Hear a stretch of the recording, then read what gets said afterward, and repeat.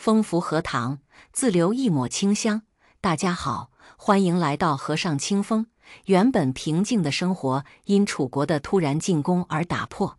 银州只是地处楚州交界，原本易守难攻，谁知道守城的将军竟然叛变，大开城门。琼花阻止不及，只能眼睁睁看着楚军屠杀满城的将士、无辜的百姓。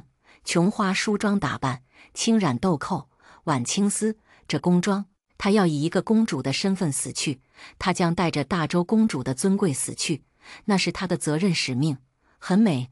林凡轩站在琼花身后，将金钗插进了挽起的青丝中。琼花得意地笑笑：“那当然了，你家娘子我一直长得很好看的，真的不跟我们一起走吗？”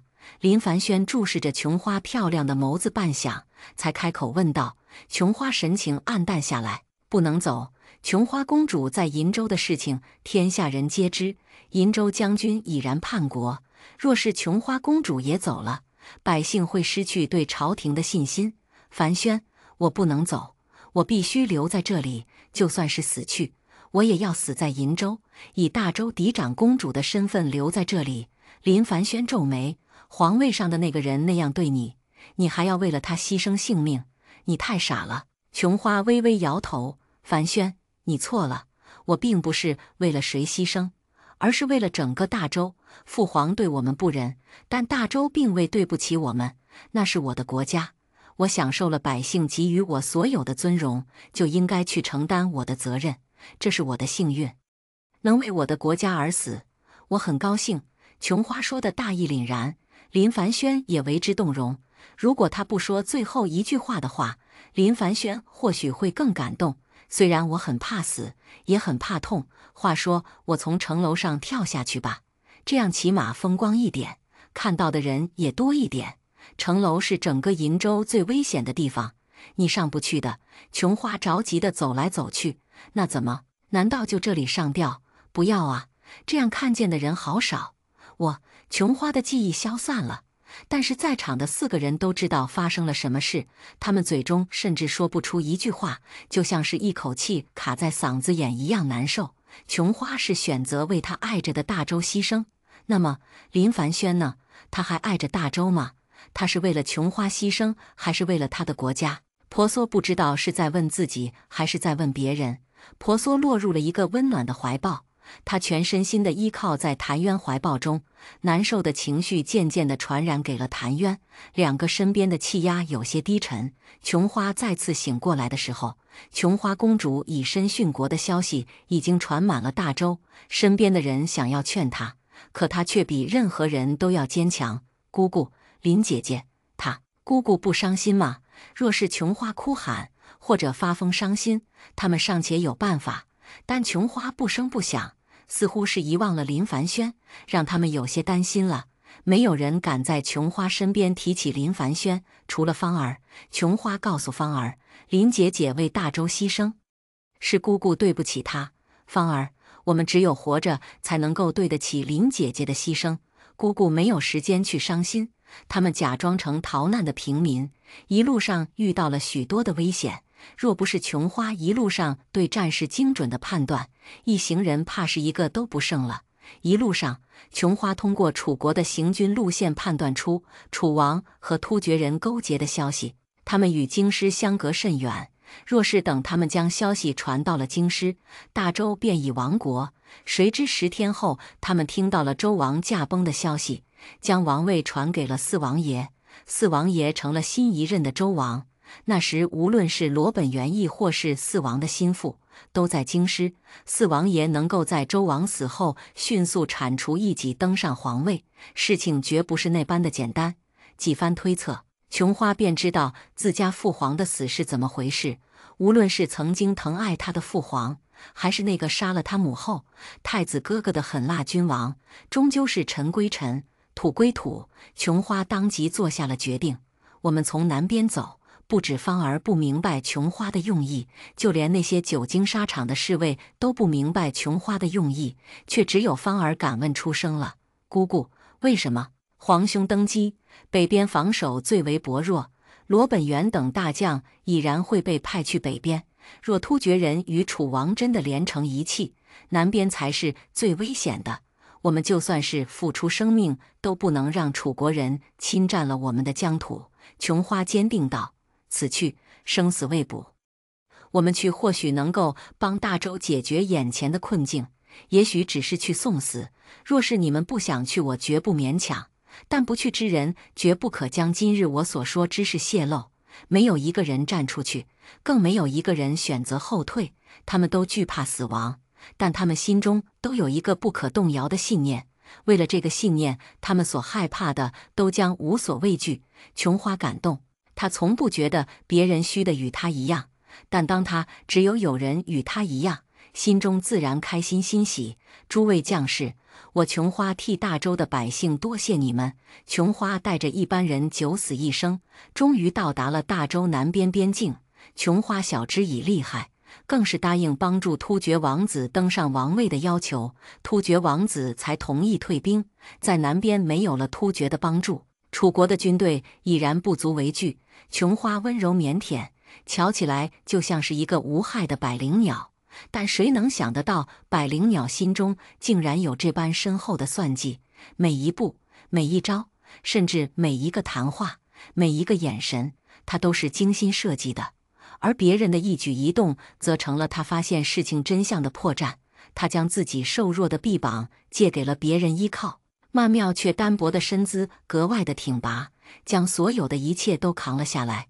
有时候他也会累，也会害怕，他也想依靠别人，可惜始终没有人让他依靠过。若不是琼花的记忆，他根本不知道那个柔软的姑娘承担了多少。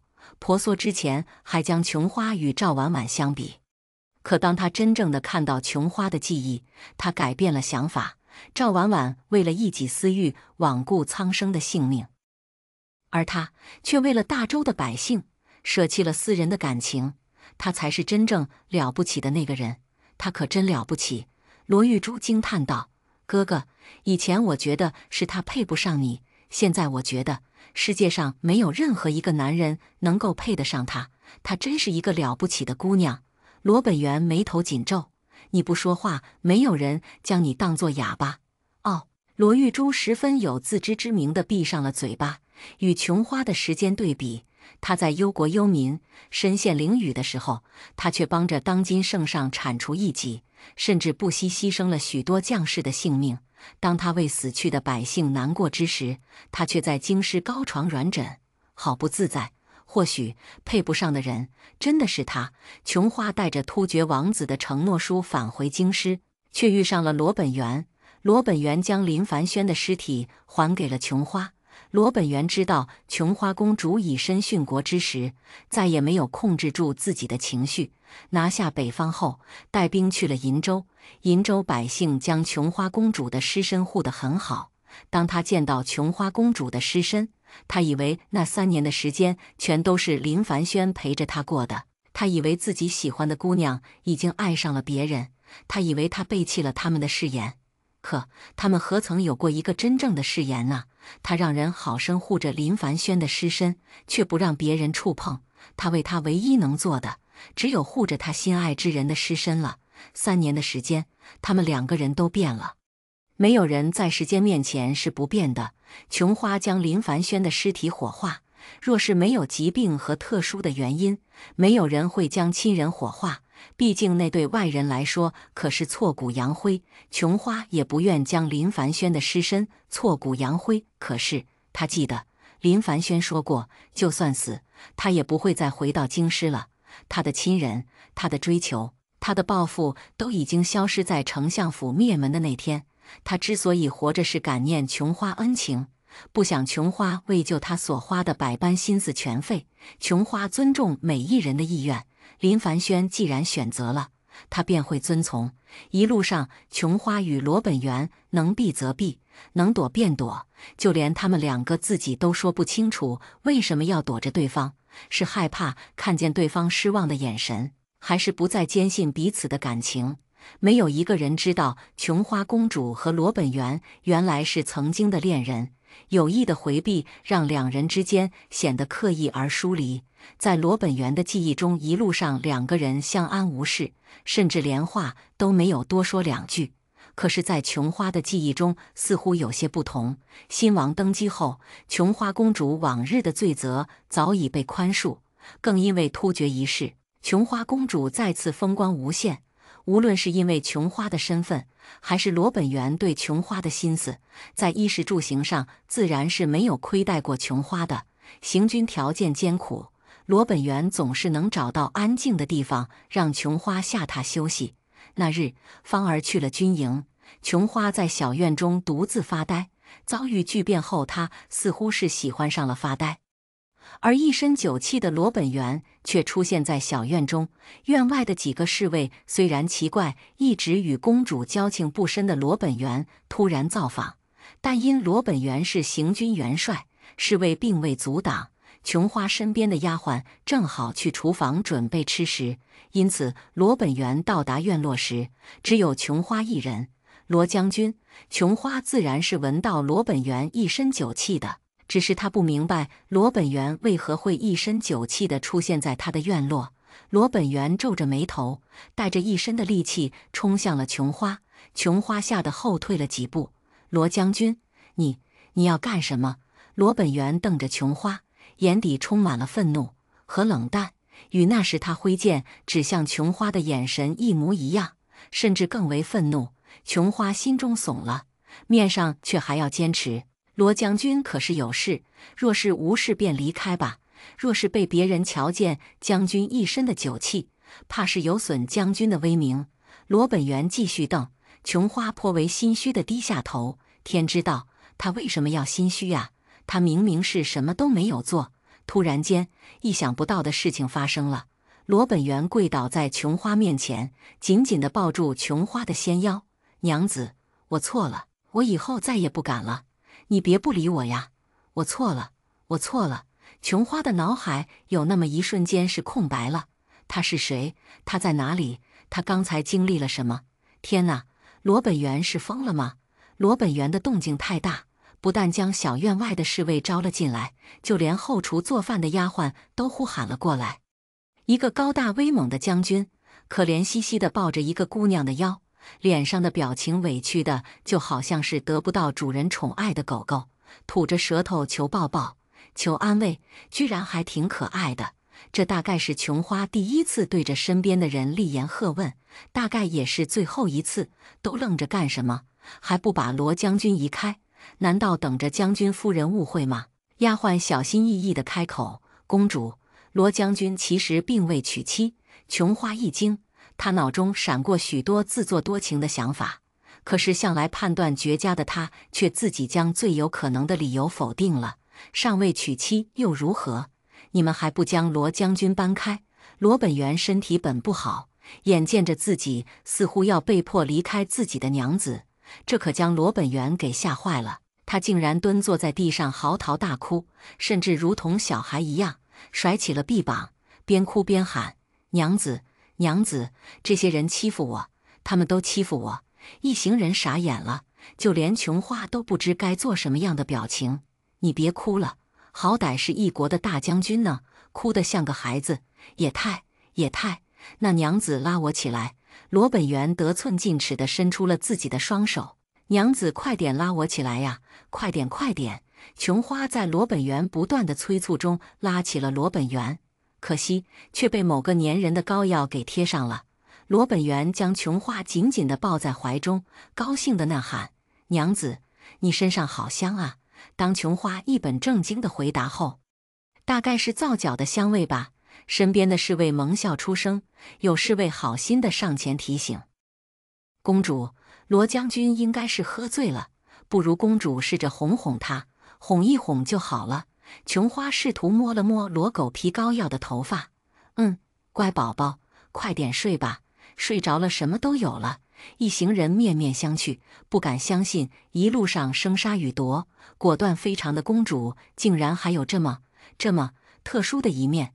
看来他们还真的要感谢罗将军，若不是罗将军这么一闹，他们相比一生都看不到自家公主囧的模样。不嘛，我不睡，我一睡着娘子就跑了。这哪里是喝醉酒啊？这分明是聪明得很，知道抱着最漂亮、最有权势的一个女人还不撒手。谁再说罗将军不懂得男女之间的情事，他们就绝对和难人急。琼花摸摸头，安慰安慰任性的罗本源：“我不走，你先放开我。你捏得我手臂好疼。”娘子哪里疼？我给你吹吹。好心的罗本源试图接起琼花的衣袖，若不是琼花眼明手快，自己身上的衣服就真的被眼前的醉鬼当着众人的面给接起来了。琼花有些生气了，但一对上罗本源水汪汪、傻乎乎的眼神，她的气便消了。没事，我没事，你抱着我不累吗？要不要休息休息？琼花试图用另一种方式解救自己。罗本源当是琼花关心自己，扬起一张笑得傻乎乎的脸，憨厚异常的回答：“不累，不累，抱着娘子有什么好累的？我还要抱着娘子一辈子呢。”如果喊累就不是男子汉，琼花被醉鬼罗本源彻底打败了。可是你抱着我这么长时间，我觉得好累啊。听到这话，罗本源赶紧放开琼花的手臂和纤腰，而是抱住了琼花的大腿。一个与男人尚未肌肤相亲的姑娘家被一个男人抱住大腿，其惊悚程度不言而喻。即使这个人是他喜欢的人，也是会害怕的呀。啊，琼花的许多第一次都给了罗本源，比如第一次发疯一样的惊慌失措。你快点放开我，你不放开我，我打你了。为了让自己的语言更有威信力，琼花甚至扬起了自己并不唬人的拳头。不放，不放，就是不放，放了娘子就跑了。琼花无奈至极，她试图放柔声音，用平日安慰芳儿的方式哄喝醉酒的大孩子：“乖，你先放开我，我不会走的。”罗本源半信半疑地放开琼花，明亮的眼神带着一丝相信和9分的怀疑，放开了一根手指。我放开了。琼花对着那双二闪亮亮、明晃晃的大眼睛，她竟然说不出其他的话来。你，罗本源像个小孩子一样摇晃着琼花的胳膊，小心翼翼的模样将琼花的心都给萌化了。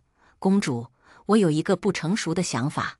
在丫鬟的记忆中，罗本源比黑脸的罗刹还要吓人一些，但今日他彻底的颠覆了之前的想法，甚至被醉酒的罗本源给打败了。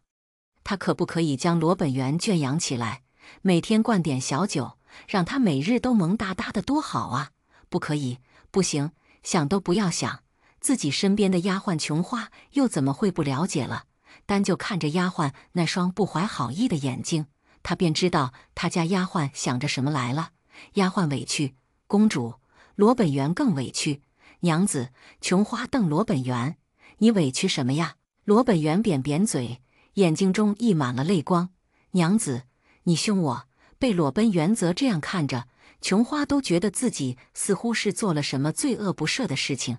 可事实是她什么都没有做。我做了什么了？侍卫，公主你凶了将军。丫鬟，公主你凶了将军。罗本源，娘子你凶我。琼花委屈：“我没有，我真的没有。”然而效果并不是十分的理想。好吧，那对不起，你别生气了好不好？她是好姑娘，好姑娘绝对不会和这样的混小子生气的。琼花放下身段道歉，虽然她并不知道自己做了什么罪大恶极的事情。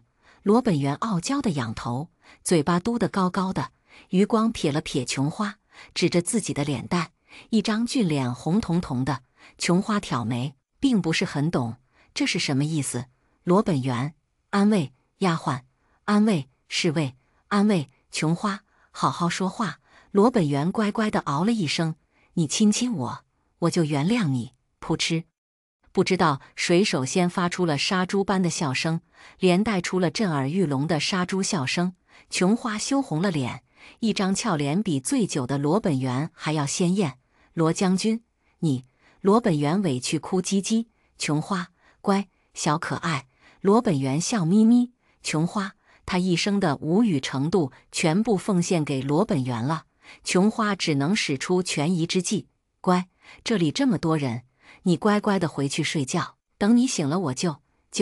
罗本源不相信。丫鬟，公主，妖兽了，他刚才听到了什么呀？天哪，他恐怕是在做梦吧？侍卫，妖兽了，他们知道了什么疯狂的事情啊？不会被公主和将军灭口吧？公主不可能，但是酒醒的将军就不一定了。琼花绷起一张俏脸，试图将罗本源吓回去，乖乖听话，回去睡觉，要不然我真的要生气了。往常他只需要这样做，芳儿就会回到自己的房间，虽然不情愿，但至少是回去了。可惜罗本源不是芳儿，琼花对正常的罗本源了如指掌，却对醉酒的罗本源一无所知。娘子凶我，娘子又凶我，呜呜呜呜！看着地上撒泼打滚的罗本源，就连琼花都在怀疑，他们会不会被酒醒的罗本源灭口吧？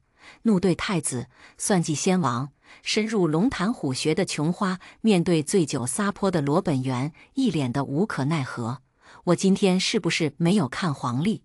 丫鬟，公主，您今天是桃花开了吗？琼花瞪眼，不许胡说。留在琼花身边的人都是跟着她闯突厥。了解她脾气秉性的人，虽然真心信服着她，但害怕什么的都不存在，好吗？唱反调那是经常有的事情。公主，要不就先把将军留在这里，看着怪可怜的。哪里可怜了？琼花回过头就对上一双水汪汪的大眼睛，心一下子就化了。不许用这样的眼神看我。罗本源倒是乖巧听话，只不过换了一种更有杀伤力的眼神盯琼花。娘子，琼花头疼扶额。琼花算是彻底的败给罗本源了。好吧，你说你想要怎样？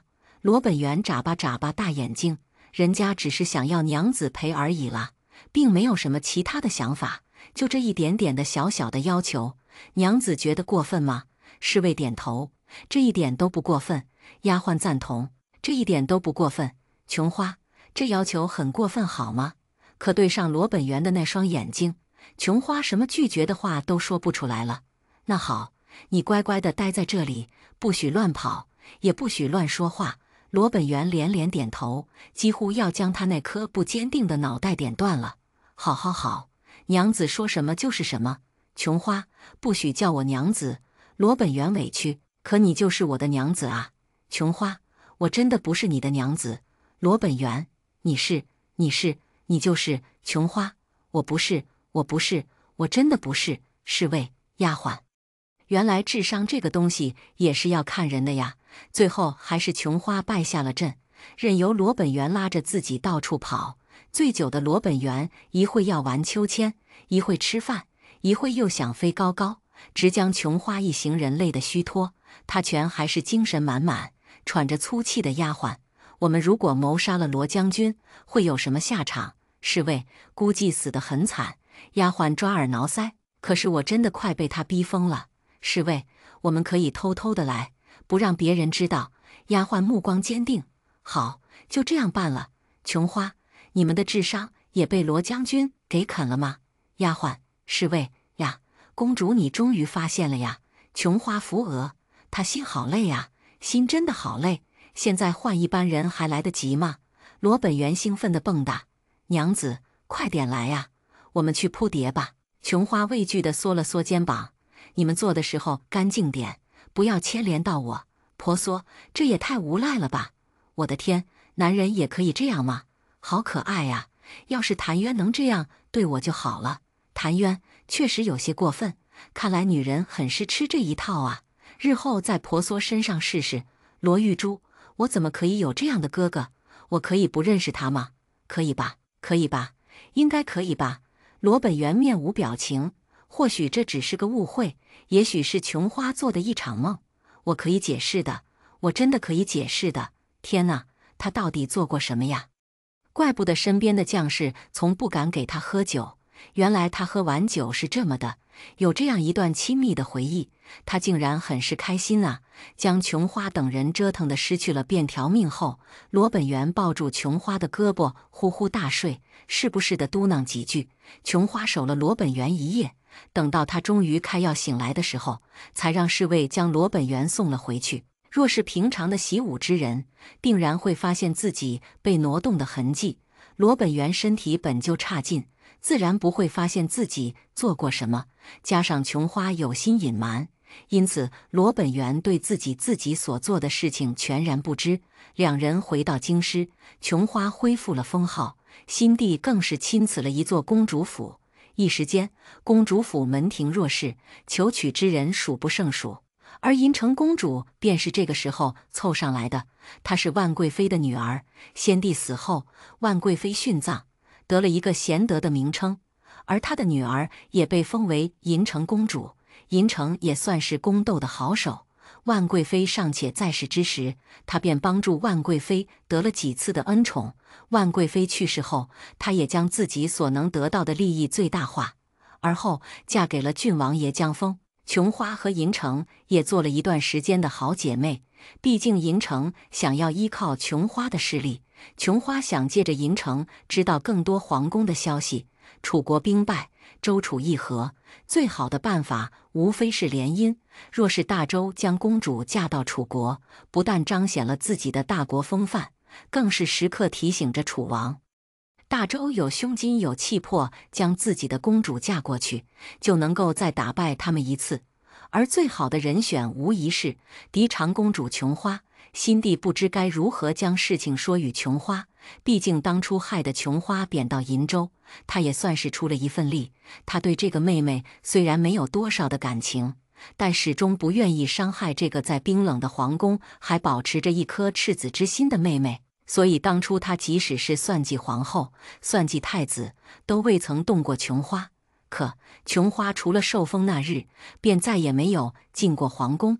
他知道玲珑剔透的琼花必然是猜到了一切，他的冷漠就是对他无言的抗拒。他如何都没有想到，琼花竟然会主动来找他，更主动提出和亲的想法。新帝始终不明白，琼花到底是为了什么。按理说，因为他的算计，琼花失去了母亲，自己也被囚禁在银州。他虽然拥有了天下，但其中走过的不光彩。他那个聪明绝顶的妹妹，就算是用猜的也能够猜到。可他为何还愿意远嫁楚国？面对新帝的疑问，琼花这样回答他：我恨你百般算计，害了母后，害了太子哥哥，更愿你为了皇位牺牲那么多的将士百姓。可如今你已经是新帝了，所有的兄弟姐妹，没有一个人比你更适合做一个君王。圣上，我此去只是为了大周，希望圣上能够善待万民，做一个贤德有为的君王。大周嫡长公主远嫁和亲，将军罗本源送嫁，给足了楚国面子。临走之前，琼花嘱托银城照顾好自己的大侄子芳儿，也让新帝发誓，保芳儿一生衣食无忧。他将跟着自己出生入死的那些丫鬟、侍卫都安排好了去处。送琼花去楚国，是罗本源最不愿意回忆的一件事情。他将自己喜爱的姑娘送到了楚国，亲眼看着她嫁给了别人。琼花的一生都在牺牲，为了他，为了大周，为了百姓。当初两人因为杀母之仇错过了情缘，如今他细细想来，便明白当初母亲的死绝对不是琼花做的。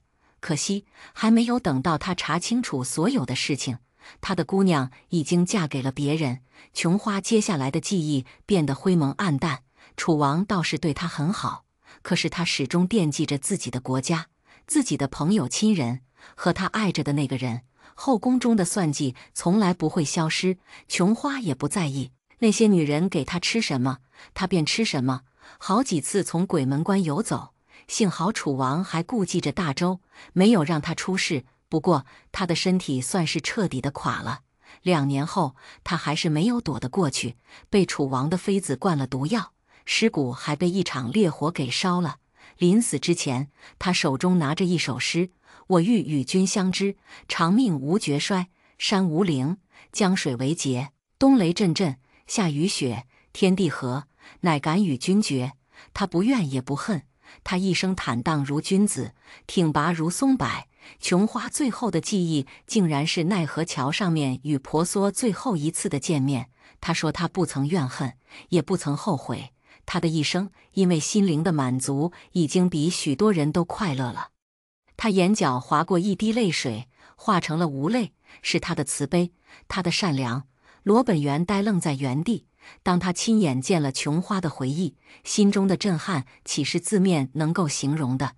自琼花远嫁和亲后，他便着手调查当初的真相。让他没有想到的是，这一切竟然都是他的好妹妹算计的。他欠了他3年，欠了他的深情。罗本源用了2年的时间去训练10万士兵，他想着他要将他风风光光的接回来，还要用10里红妆将他娶回家。也是他还没有去接他，他便已经走了，永远的离开了他。婆娑将无泪交给了罗本源，弱水绝不是你能够控制的，他的力量来自天下的江河湖泊，若是他流遍了每一寸土地，到时候就算是大周也要倒霉。琼花公主一生都为了自己的国家而牺牲，你真的要毁了她所保护的这个国家吗？弱水曾说过，他绝对不会伤害大周的百姓。婆娑劝道：“你当真那样天真，相信弱水的话吗？这几日你难道没有发现，弱水的诡计已经到了大周的边境？也罢，就算是他答应你了，也愿意那样做，可是他真的能控制住弱水的走向吗？弱水已经沾染了凡尘之气，他现在如同凡间的江河一样，只要哪里低，他便流向哪里。你细细想一想，哪里的地势最低？大周多数领土便在南方，弱水决堤，要倒霉的自然是大周。无泪晶莹剔透，如同琼花那颗毫无杂质的心一般，至善至纯。他害了他那么多次，伤害了他那么多次，现在就让他为他做一点事情吧。良久后，罗本源依旧面无表情，但嘴上却松动了。你要我怎样做？婆娑兴奋，莫要屠杀修仙者，倒是鬼差放弃和弱水勾结的想法。你是将军，只要你不发号施令，就算是弱水也控制不了你10万大军。修仙者倒是鬼差自然不会轻而易举地被士兵屠杀，他们大多有着法力，对付凡人自然不在话下。可惜此次出山的修仙者倒是鬼差不过1000余人，就算是他们面对着车轮战术，也会筋疲力尽。罗本源终于有了一丝的表情。我以为你要劝我放弃攻打楚国。婆娑静默许久，人间自有它的生存法则。我掌管着皇权，却没有权利去插手人间的事情。朝代更替，分久必合，合久必分，是再正常不过的事情了。人类也将为自己的贪欲付出代价，这是天道，是我不能够更改的。我所能做的，便是阻止妖魔对人间的祸害。罗本源嘴角挂上了一丝笑容，苍白的脸色居然出现了一点缓和的红。琼花若是活着，你们一定会成为朋友的。婆娑赞同，他若是还活着，我想我们真的会成为好朋友。罗本源伤感，可惜他一生遇人不淑，例如他说过无数次想要保护他的话，最后却是他的牺牲才能换得天下的太平，换得大周2年的休养生息。他说过他是丝罗，想要依附乔木而生，最后却是他小小的丝罗救了参天的乔木。他们实在是欠了他的。琼花一生为善，不愿意伤害别人，固执地坚守着对国家的信念。可惜我被仇恨蒙蔽了双眼，被有心之人利用，让大周的将士无辜送命。若是不能够及时阻止，让我死后有何面目去见琼花？虽然婆娑很想告诉罗本源，他死后绝对见不到琼花，但最后他还是忍住了。他也庆幸自己忍住了。罗本源虽不是什么好人，但也是一个顶天立地的大丈夫，答应的事情绝不食言。婆娑望着谭渊，他这么说，自己真的没有问题吗？羞耻心呢？谭渊回望婆娑，用人不疑，疑人不用。既然罗本源已经答应了婆娑，婆娑也不会多做纠缠。而婆娑给的信任又让罗本源动容，士为知己者死，也不过如此。临行前，婆娑告诉罗玉珠，既然做错了事情，不应该去逃避，而是应该去面对，去补救。解决了罗本源的事情，接下来便是弱水了。如今黄泉已封，弱水再也不可能留下黄泉。唯一能够解决的弱水的办法，无非是将她运到九重天。当初若水决堤，是以为自己动了欲念，若是想将若水送回九重天，唯一的办法便是让若水参悟人生感情，自愿回到天界。若水虽然行踪不定，但若是婆娑想要找到她，也不是什么为难的事情。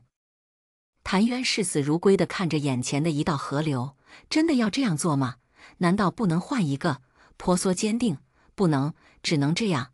谭渊垂死挣扎，我觉得我们还是可以考虑一下的。婆娑幸灾乐祸地笑，好了，我们赶紧走吧，要不然女儿可是等急了。女儿？他们哪里的女儿？灵儿是个非常乖巧的女孩子，她虽然长在乡下，但是她的父母不同于乡村中其他重男轻女的父母，她自小就是被捧在手掌中的小姑娘，单纯的不谙世事，但她又并不是什么都不懂的。她的学习能力很强，只要是她见过的，几乎都能被她学去。灵儿就这样无忧无虑地长大了15岁。15岁本该是嫁人的年纪，可是她在等一个人。她的父母也从来没有逼迫过她，甚至她的母亲还十分赞同她的想法。灵儿在河边洗完衣服，端着一盆衣物走在河堤上，突然她看到河边上有一个男人举起了一盆水，她忍不住提醒：“你先别喝，上游我刚洗完了衣物，你现在喝的话好像还是不太干净。”男人面容坚毅，五官分明，脸色黝黑，那是长期在外奔波才会有的颜色。灵儿观察男人的时候，男人也在观察灵儿。蓝衣的女孩子，面容俏丽，黝黑的眼珠水灵灵的，一看就是没有经过岁月摩擦的纯真。清纯的女孩子总是容易让人心动的，就算是她也不例外。是我将水弄脏的，你若是渴了，便喝这个吧。男人看着女孩递过来的竹筒一愣，竹筒秀气，就像是女孩子一样。一个女孩子将自己的用过的东西送给一个男人，本该是极其放荡的举动，可是在女孩子做来，竟然是意外的纯真善良。谢谢。男人接过竹筒，察觉到里面只有半桶水，心中竟然有些欣喜。没有丝毫味道的水在他口中竟然有些甘甜，他想那应该是女孩子嘴上豆蔻的味道。不用，不用，本来就是我弄脏了水，你别谢我。女孩子憨憨一笑，男人的心更像是吃了蜜糖一样的甜。我先走了，有缘再见。女孩子并没有讨要竹筒，或许在她看来，男人比自己更需要吧。若不是手上的竹筒提醒她，她真的要以为自己只是做了一场梦。灵儿刚进了村子，便听到他那青梅竹马的少年回来了。灵儿顾不得手中的衣物，急冲冲地跑去了顾慈家。是的，灵儿一直等待的人是顾慈。顾慈与灵儿青梅竹马。4年前顾慈去参军之时，曾经对灵儿说过，一定要等着他回来。灵儿相信了顾慈的话，一直在等待着顾慈。若不是因为心中有了顾慈，以灵儿的美貌早就嫁给别人了。灵儿一路冲到顾慈家，却在顾慈家门口停住了。都4年了，万一顾慈不认识他了怎么办？也不知道顾慈会不会记得他曾经说过的话。万一顾慈喜欢上更好的女孩子了怎么办？万一……灵儿摇摇头，将自己脑海中的那些想法全部驱逐出去。顾慈就是顾慈，顾慈不可能会不喜欢他的。既然答应了他，那么顾慈就一定会娶她的。顾慈家的生人很多，大概都是他的朋友，可是他还是一眼认出了顾慈，那个吊儿郎当却有着阳光般笑容的少年。不，顾慈已经是男人了。顾慈第一眼也认出了灵儿，他眼中闪过一丝惊讶。军营中不可能有女人，就算是有，也不可能与灵儿一样娇俏。灵儿，顾慈将灵儿拉到了人群中间，惊叹道：“可真是女大18变啊！灵儿，你这小丫头怎么现在长得这么漂亮？童大婶每天都给你喂着吃什么呀？”灵儿羞红了脸颊，看得一群汉子目瞪口呆。李青，好漂亮啊！杨帆，喂，顾慈，你什么时候有这么漂亮的老乡的？张顺，是他。原来张顺便是灵儿在河边碰到的那个男人。顾慈将灵儿扯到一个女人身边，你看看，我家灵儿这才是真正的姑娘，你这种叫做男人婆。”眼前的女人目光坚毅，眼睛有神，身姿挺拔。顾大哥，你别这样说，这位姐姐看着都很厉害呢。陆源最讨厌的就是别人说她厉害了。一个女人虽然有着聪明的智慧，但她在军营中待的时间长了，那么将士都怕了她，更是将她女老虎的威名传遍了。她想要嫁人都难了，因而她最讨厌的还是别人说她不像女人。顾慈还好，几个人说笑习惯了，可顾慈可以，别人却不行，当然得厉害。若是像你这样娇滴滴的，上了战场，怕是没有活路了。陆源言辞不客气，顾慈更不客气。哎，你这母老虎怎么说话呢？我家灵儿招你惹你了？陆源，你……顾慈拦过灵儿，向其他人炫耀：“看看我家灵儿长得多好看呐！”李青咽了一口唾沫，很好看呐。杨帆笑嘻嘻：“顾慈，你家灵儿姑娘还没有家人吧？要不要考虑考虑我？”张顺点头：“又见面了。”灵儿惊奇：“是你？”张顺微笑：“是我。”顾慈一头雾水：“张大哥，怎么你还认识我家灵儿？刚才来的路上碰到了灵儿姑娘。”顾慈吊儿郎当地凑近张顺：“怎么样？我家灵儿长得好看吧？”张顺看着灵儿，并未回答，可心中却已经波涛汹涌了。好看，何止是好看，简直是九天玄女下凡尘啊！顾慈如同一个拥有糖果的孩子，炫耀了自家的宝贝之后，才将人放开。不过，好看你们也别想了，我家灵儿答应过，以后可是要嫁给我的。我们这叫做青梅竹马。顾慈的话让灵儿羞得低下了脑袋。若是他抬起头，便能够看到顾慈是对着陆源说这一番话的。李青仰起头，语调拉长：“原来你是要娶灵儿姑娘的，那你的母老虎怎么办呢？”灵儿眼神中闪过疑惑，抬起头想向顾慈问个清楚，但顾慈却看着陆源：“有我家软绵绵的灵儿，母老虎什么的，谁敢要啊？你干嘛？反正我不敢。”张顺将灵儿拉出顾慈的怀抱，就像是一个长辈一样。当然，如果他的心也算是长辈的话，好了，别胡闹了。伯父、伯母，这位陆源姑娘就是你们顾慈未过门的儿媳妇。不但灵儿难以置信，就连顾父、顾母都呆了。慈儿，你啥时候给我们找了这样一个儿媳妇？这成亲的事情可不是胡闹的，没有父母之命，媒妁之言。你们怎么敢做这样的事情呢？张顺笑了笑：“伯父、伯母这样说可就严重了。顾慈和陆源的事情可是我们全军营的人见证的。再说，他们也不是还没有成亲嘛。”顾父为难地看了看灵儿。可是灵儿，顾慈粗鲁地摸了摸灵儿的脑袋：“爹，你不会真的想让我娶灵儿吧？她小时候没穿衣服，光着屁股乱跑的样子我都见过。你让我娶灵儿，我总感觉是在娶自己的妹妹啊！就算我小时候说过要娶灵儿的话，那也不过是一时的义气，当不来真的。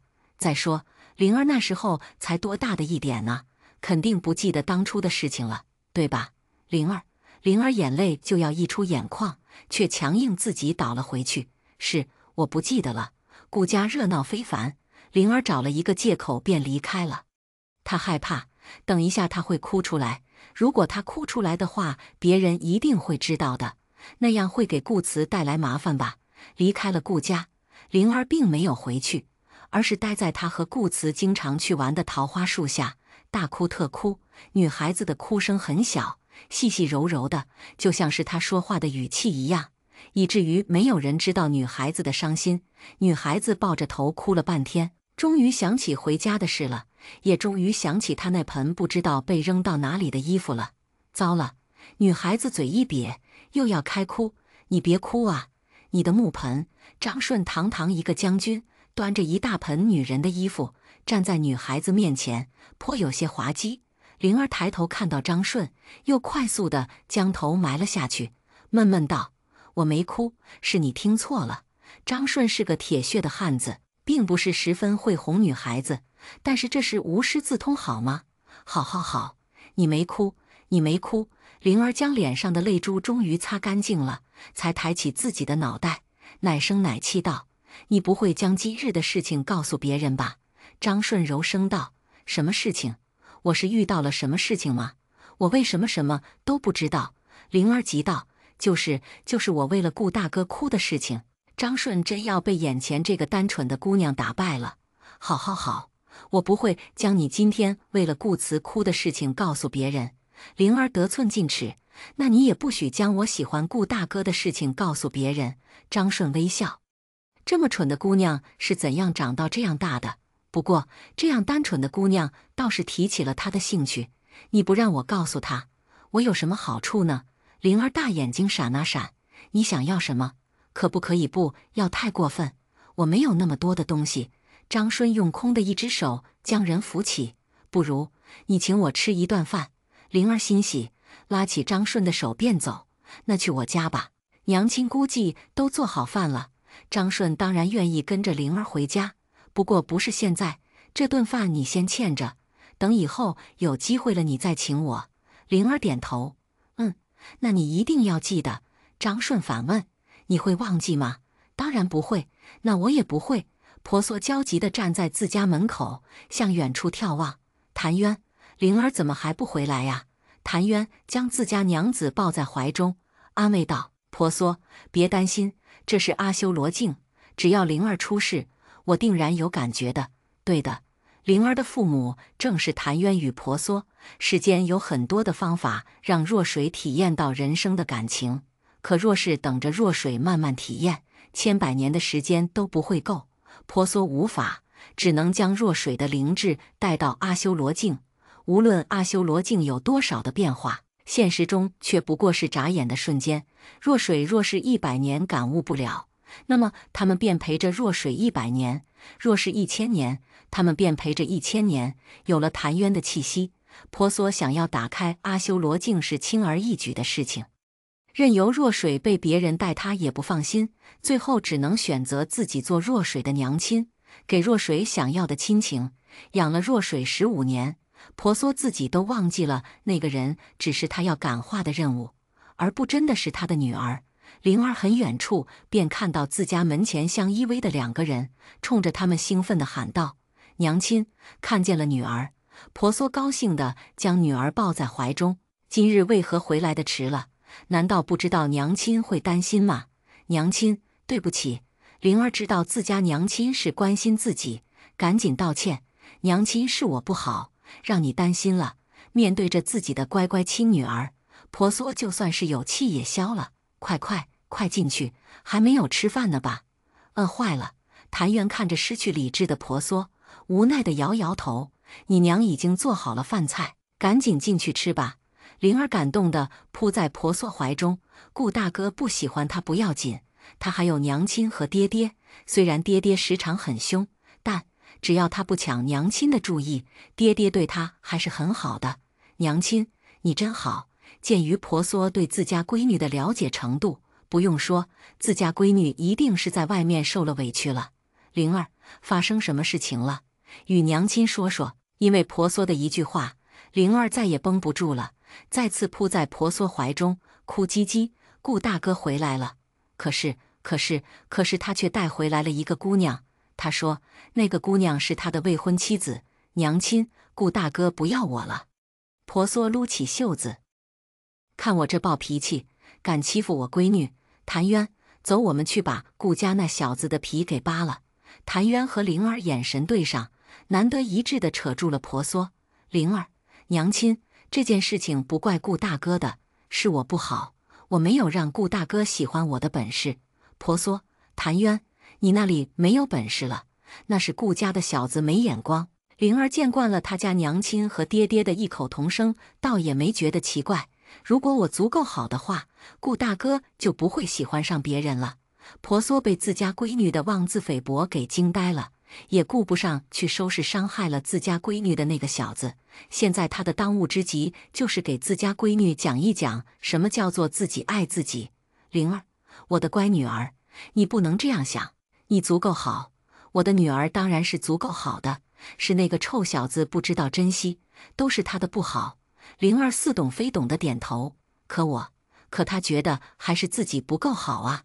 婆娑真的要被自家的闺女给蠢哭了，忍不住抬头瞪了一眼谭渊：“闺女这智商都是你给拉低的。”谭渊委屈：“闺女是你生的。”婆娑、谭渊似乎哪里不对劲。灵儿看着自家爹娘眉来眼去，又想到自己的感情路，更加伤心了。总之都是我不够好，是我不对。婆娑赶忙纠正自家闺女的爱情观点：“我说闺女，你真的不能这样想，感情这个东西是互相看对眼的，其实真正能够看对眼的人很少，多的是看别人对眼的人。”灵儿摇头，不太懂。谭渊补充道：“世间哪里那么多两情相悦的爱情，更多的是求而不得的苦痛。”灵儿点头，懂了。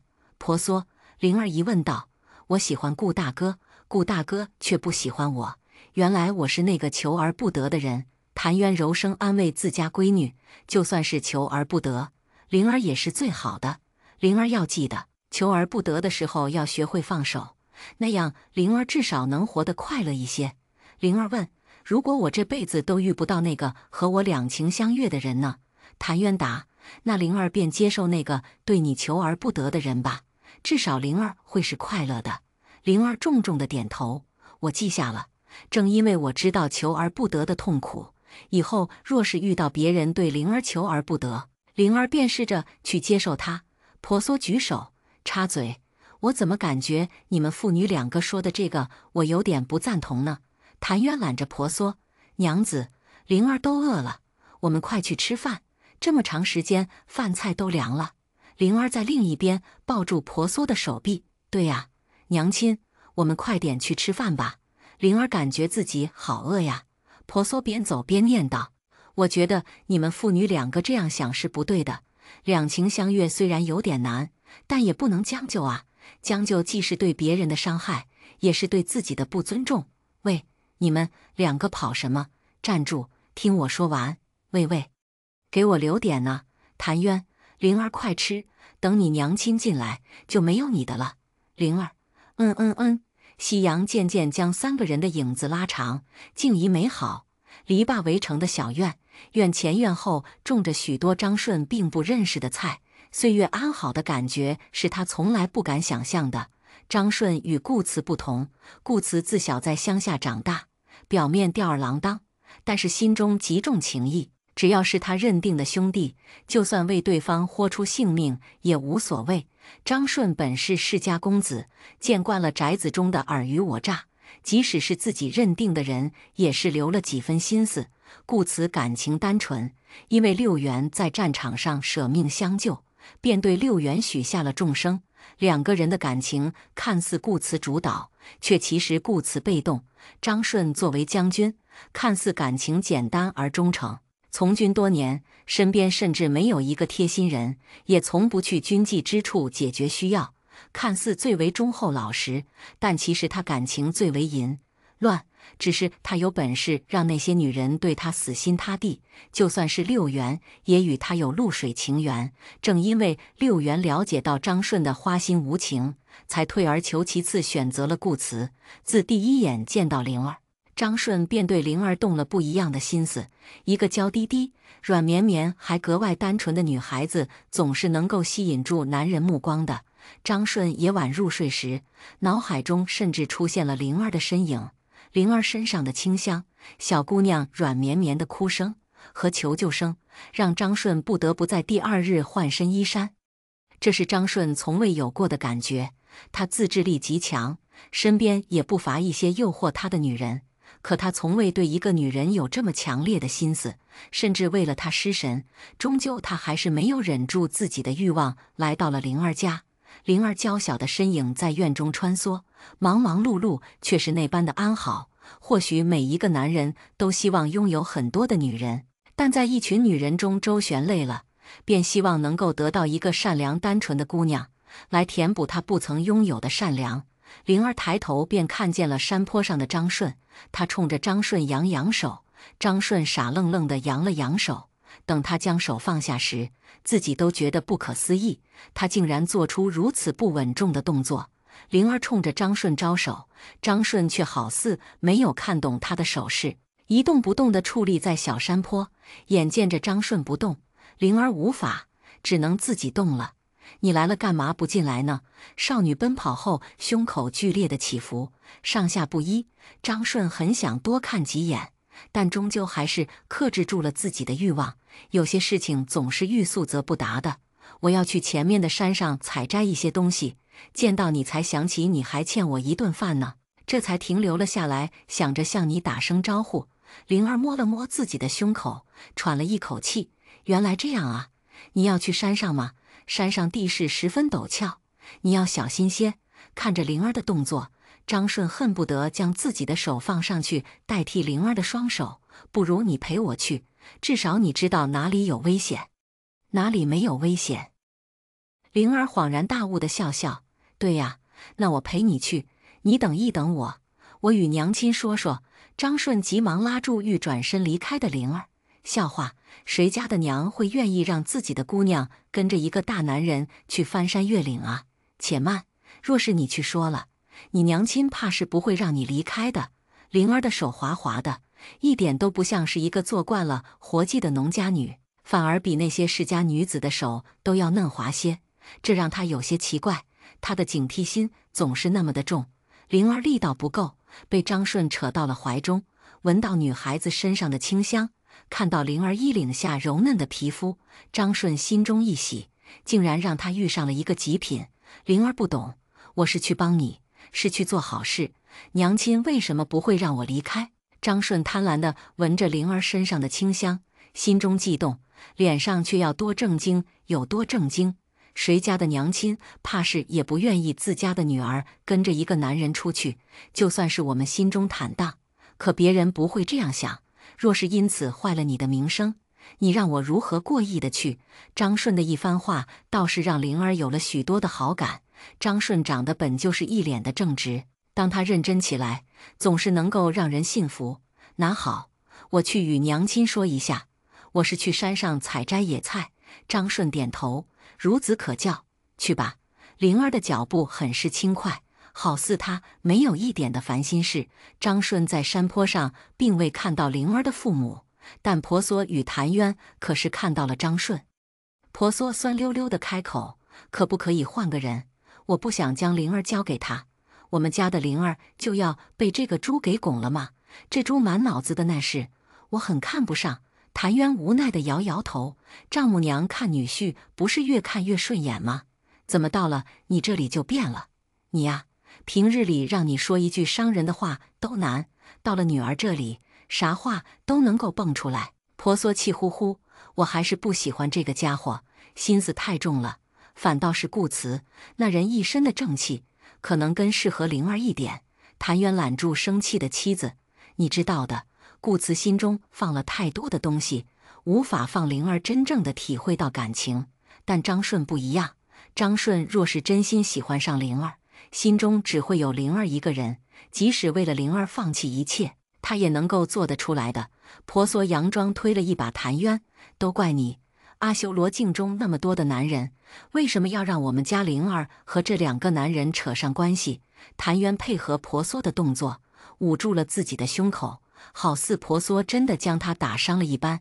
张顺跟随我多年，是阿修罗族难得的将领，顾慈在我麾下也是响当当的大将，这两个人配咱们的灵儿，也算是良缘了。再说了，我可给咱们女儿放了两个人中之龙呢，就看咱们的灵儿选择谁了。婆娑瞪了一眼谭渊，我算是明白了，你这不是给咱家灵儿找相公呢，你是给你的将士配女人呢，你个没良心的，怎么能这样对待自己的女儿呢？谭渊委屈，无论是现实还是幻境，婆娑从不会与他生气，也不会为难他，但唯一的例外就是遇上他们的女儿，只要一触及到女儿的事情，婆娑就像是变了一个人一样，随时随刻都准备着与伤害自己女儿的人战斗。谭渊这个一家之主的位置可是大大的降低了。张顺曾经跟着阿修罗王四处征战，骨子中也是冷血的人，若是能够帮助弱水的前提下，让跟随着他多年的大将体会到什么是真爱，倒也是一桩美事。顾慈曾多次反对他四处扩张的想法，世事变迁，谭渊也懂了一些顾此的想法。他将灵儿带到两人的面前，也算是好奇，到底谁能够让灵儿体会到真正的感情。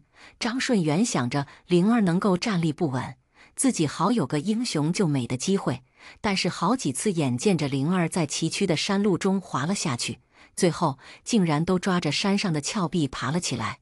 啊，若是长久下去，张顺的一切苦心都要白费了。突然脑中他灵机一动，灵儿掉不下去，但他可以掉下去啊！美人救英雄，一样的让人心动。听到张顺的声音，灵儿眼明手快地拉住了快要滚下山坡的张顺。灵儿安心地笑了笑，但转瞬他就被张顺扯了下去。张顺趁机将灵儿抱在怀中，既吃足了豆腐，又护住了家人。山坡本不高，两个人不一会就滚到了山坡下面。被当作人肉护垫的张顺被山坡上的荆棘戳伤，但这一点都没破坏他的好心情。灵儿整个人被张顺抱在怀中，倒是没有受一点的伤。不过被一个大男人抱着，还是让他有些难为情。张大哥，你没事吧？灵儿想要从张顺怀中起来，却触动了张顺的伤口。灵儿别动。灵儿见此，当真乖乖的不敢动了。张大哥，你没事吧？张顺看着怀中泪眼汪汪的姑娘，心念一动，有事，还很疼，非常疼。灵儿担心，哪里疼？我帮你看看。张顺装可怜，哪里都疼，浑身都疼。这下可让灵儿担心坏了，赶紧想要查看。张大哥，到底哪里疼啊？张顺认真地望向灵儿，当真想知道吗？灵儿点头，你赶紧让我看看伤在哪里了。张顺嘴角挂起了一丝不怀好意的笑容，让灵儿有些害怕。张大哥，你别这样笑，怪吓人的。张顺笑容加深，不要紧，等下还有吓人的呢。灵儿当真被张顺的笑容给吓到了，也顾不得张顺的伤口，起身便跑。谁知道还没有跑出2步，就被张顺捉住了。看着灵儿惧怕的眼神，原本想要细水长流的张顺突然间改变了主意。灵儿怕我？灵儿老实的点头，是有点可怕，但只要张大哥你别这样笑，就不怕了。张顺凑近灵儿漂亮的脸蛋，舌尖轻轻地舔了舔灵儿红润的嘴唇。那这样你怕吗？灵儿眼泪簌簌地掉了下来。怕？我真的好怕。张大哥，你快点放开我。张顺扯下灵儿的腰带，将灵儿捆在旁边的树木上。等下你还会更怕，但这怕会让你永远记住我，记住你是我张顺的女人。张大哥，你做什么？灵儿回到家已经很晚了。回家的灵儿对谭渊与婆娑也爱答不理的，匆匆吃了几口饭，便回了自己的房间。在房间中，灵儿的眼泪像豆子一样掉了下来，她喂下去的那几口饭也被她悉数吐了出来。她疯狂地趴在床边吐，一想到白日里张顺让她做的那些事情，她便害怕。她本能地觉得张顺对她做的那些事情不对，但又说不出哪里不对。伤心难过的灵儿渐渐地趴在床沿上睡着了。婆娑担心地看着灵儿的房间，刚才灵儿似乎有些不对劲，我还是去问问吧。谭渊拉住蠢蠢欲动的娘子，灵儿长这么大，什么事情都没有瞒过你，若是真的出事了，他会与你说的。谭渊说的虽是事实，但婆娑到底还是不放心，会不会是张顺那家伙对灵儿做了不该做的事情？若是张顺当真做了什么事情，你会发现不了。灵儿现在好好的，你担心什么？婆娑自灵儿走进家门，便观察了灵儿的周身，确定张顺没有欺负灵儿，才会放心。可娘亲做的久了，婆娑总是有些担心的。不行，我要去问问。谭渊眼见着拉不住自己操心的娘子，只能放任婆娑去了。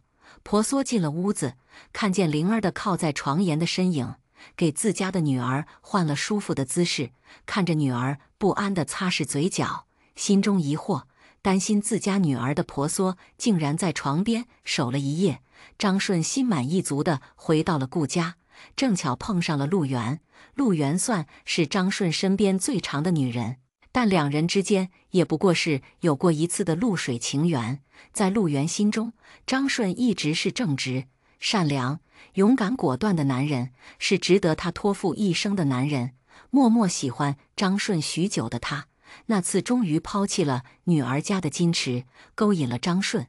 张顺的花样百出，虽让他吃不消，但能与自己心爱的男人水乳交融，陆源心中的欢喜自然不言而喻。可惜一夜情缘后，陆源才认清了张顺的真面目，空有着一副好皮囊却冷血无情的男人。一袭情缘后，竟然翻脸不认人。备受打击的陆源将目光瞄准了顾慈，不过是战场上的一次相救，就能够让顾慈对他许下一生的诺言。陆源也对顾慈动了几分真心，可惜他心中最重的依旧是那么得到了他却抛弃了他的男人。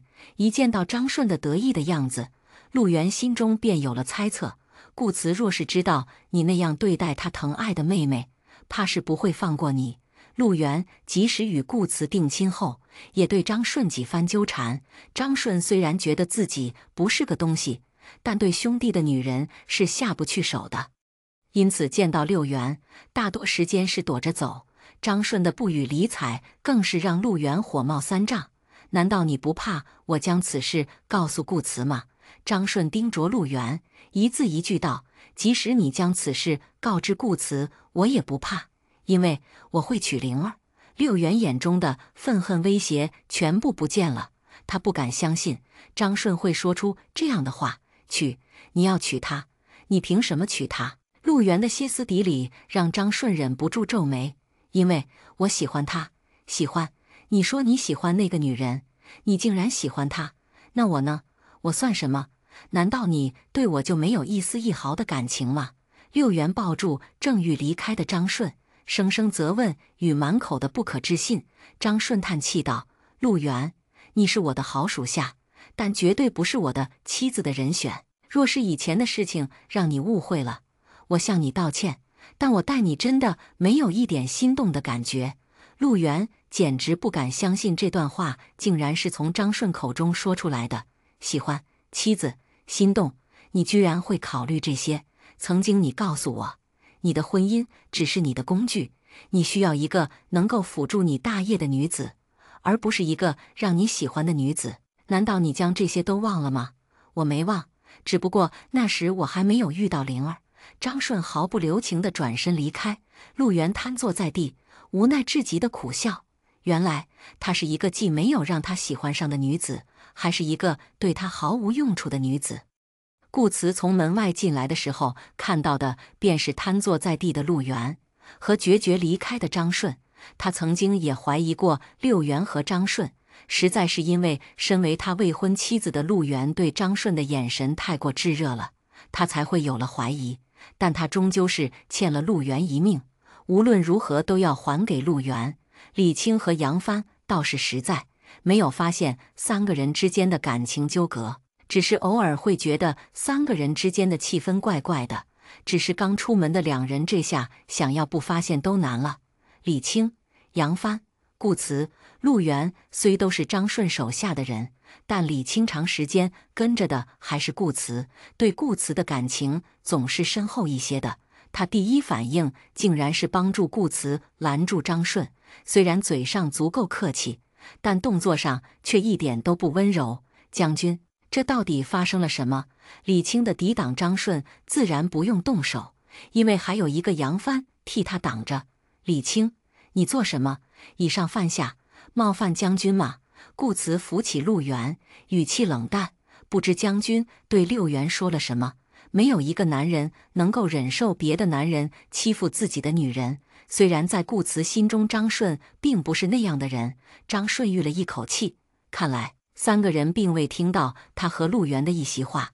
其实他并不是惧怕三人知道他与陆源的关系，而是有些担心三人知道他对灵儿做了什么。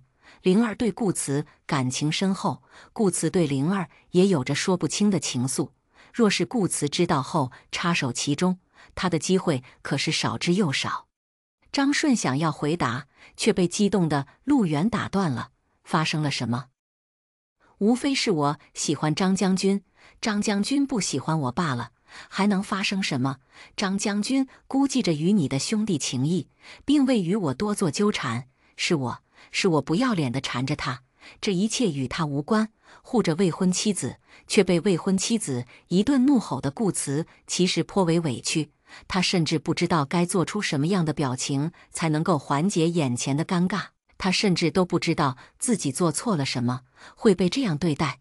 饶是多好的脾气也产生了芥蒂，张顺也未曾想过，最后六元会愿意站在他的一边，甚至还损坏名节帮他说话，这确实让他始料未及，甚至产生了一丝的感动。婆娑到底还是有些担心灵儿，早早地等在自家女儿的窗户门口。婆娑看到自家女儿红肿的双眼，心都跟着揪揪揪了。哎呀，我的宝贝女儿，这是怎么了？张，谁欺负你了？快与娘亲说说。娘亲去找他去。灵儿看着自家娘亲对自己的关心，更加伤心了。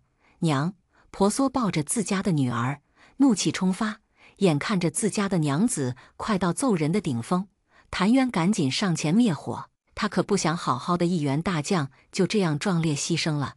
娘子别着急，若是女儿真的受了委屈，女儿会对着你说的。再说了，如果真的有人欺负了女儿，我也不会放过他。灵儿抽啼了半天，终于停了下来。没有人欺负我，我只是突然间想哭了。明知道自家女儿在说谎，还不能够揭穿的婆娑拂袖而走。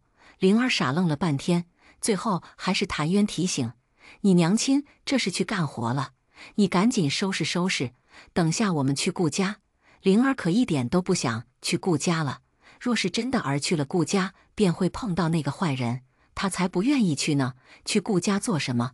谭渊，你顾大哥衣锦还乡，你顾伯伯还不显摆显摆呀？灵儿虽然想见到顾慈，但一点都不想见到张顺。若是去了顾家，肯定会见到顾慈，但有可能还会见到张顺。灵儿权衡之下，终于做了决定。那爹，你等我收拾收拾，我们一起去。等下去了，他避着张顺应该可以了吧？谭渊依旧是一身和尚的装束，穿了那么多年的衣服，剃了那么多年的光头，他都习惯了。若是想要改变，还是等下一辈子的事情吧。婆娑依旧美貌，在别人看来，婆娑甚至比灵儿都还要漂亮一些。娘亲和爹爹看起来就像是自己的姐妹和哥哥，这本应该是十分奇怪的一件事情，更别说父亲还是一个和尚了。可所有的人似乎都没有察觉到这件怪事，这件事好似在他们心中没有占据任何的重量，他们依旧与两人说说笑笑，甚至更为友好。顾慈走了很多年，等他回来的时候，父亲和母亲都老了，村子里面的人也都变了，可唯独只有灵儿的爹娘一点都没有变。李青看到婆娑，眼睛都直了。仙女，就连张顺都觉得婆娑是他见过最美的女人，甚至陆源都在婆娑面前自惭形秽。顾慈一声如雷响，将不知情的人全都批了一遍。伯父、伯母、灵儿，你们来了。婆娑看到几人的眼神，便明白了一切。他轻声对着自家夫君说道：将你的心思收一收，不要影响了别人。阿修罗境是阿修罗王所设，里面的人心意自然随着谭渊而走。即使婆娑再丑，只要谭渊觉得她漂亮，里面的人自然都觉得婆娑是最漂亮的。谭渊委屈脸，可我不知道该怎样收了对娘子的心思。婆娑脸上无可奈何，心中却是甜蜜非常。这大和尚倒是越来越会逗人开心了。灵儿躲在婆娑身后，就是不肯出来。这下婆娑是十分肯定自己宝贝女儿被张顺给欺负了，怒气值再次上升。谭渊赶紧拉住自家娘子的手臂，免得到时候发生血案。顾慈啊，你也挺厉害的，居然做了大官回来了，可算是给我们村里争脸了。谭渊赞赏地拍了拍顾慈的肩膀，就像是个慈祥的长辈。顾慈在谭渊面前总是有些不好意思的，当初他的功夫大多是谭渊教的，他也曾说过要好好的报答谭渊，可他刚来的那日去找拜访谭渊，谭渊竟然不在，这几日被忙坏了，一时间竟没有再去答谢谭渊当初的教导。顾慈难得腼腆地笑了笑，伯父这样说可是羞煞顾慈了。当初若不是伯父的教导，顾慈又怎能明白将士铁血沙场呢？李青拍了拍杨帆，不可置信道：“话说，刚才顾慈那是在谦虚吗？我是不是听错了？顾慈居然还懂得谦虚了。”杨帆肯定：“我刚才也以为自己听错了，但是事实证明，我们两个都没有听错。张顺，看来世界上还是有人能够收拾得了这个恃才傲物的顾慈啊。”李青点头：“那是灵儿的爹爹吗？原来顾慈的师傅就是灵儿的爹爹呀，他们这是青梅竹马了。话说，如果我想娶灵儿的话，是不是就要过了老丈人那一关呢？为什么我感觉自己前路渺茫呢？”杨帆：“本来就挺渺茫的。”张顺接道：“我也觉得你挺渺茫的，因为灵儿是属于他的，无论是人是心都会属于他。只不过为何他也觉得自己想要娶灵儿的话，机会有些渺茫。”李青看着张顺，有些不确定：“将军，是不是连你也要打击我？”张顺拍了拍李青：“这不是打击你，而是实话实说，毕竟李青的对手可是他自己呀。”与李青、杨帆瞎扯了一番，张顺几步便走到了谭渊面前：“在下右卫军将军张顺，见过伯父。”平地一声惊雷，右卫军可是阿修罗王一股铁兵，专门做着军队中的暗杀任务，已不知帮助阿修罗王解决了多少的敌人。能够成为右卫军的人，大多是阿修罗王亲自提拔出来的亲信，而成为右卫军的将军，前途自然是不可限量。不明真相的吃瓜群众都在惊叹张顺的身份，甚至将真正的主角顾慈的风头抢得一点都不剩。若是可以，谭渊真想将所有的事情和盘托出，看着自己册封的将军在自家的面前用自己设立的称号讨好自己，这感觉简直让他有些难以接受啊！谭渊买顾慈的面子，婆娑却并不买账。原来你是右卫军的将军，头衔倒是挺高，可惜我们没听过。张顺一愣，阿修罗族的人没有不知道右卫军的，显然灵儿的娘亲只是为了让他难堪，莫非是灵儿将所有的事情都与他娘亲说了？可灵儿害怕的模样不似假的，那么到底是为何让他娘亲对自己生了这许多的不满呢？右卫军本不是什么大不了的，伯母没有听过也实属正常。可惜婆娑不愿意顺着张顺给的台阶往下走。不，右卫军倒是听过，但张将军我也是从来没听过。张顺脸上的表情再次一致，就连顾慈都不明白为何一向温柔可亲的伯母会咄咄逼人。为了缓解尴尬，顾慈上前扯过了灵儿：“灵儿丫头，几天没见又长漂亮了，来，顾大哥给你介绍2、3个小伙子，你随便挑，挑中了那个，顾大哥给你做主。”灵儿反抗不得，娘，只能回头向自己娘亲求救。婆娑自然见不得自家女儿可怜巴唧的模样，上前想要帮忙的时候，却被自家相公给拉住了：“给顾小子一点面子，别搞砸了人家的庆功宴。”可怜的灵儿只能被顾慈扯远了。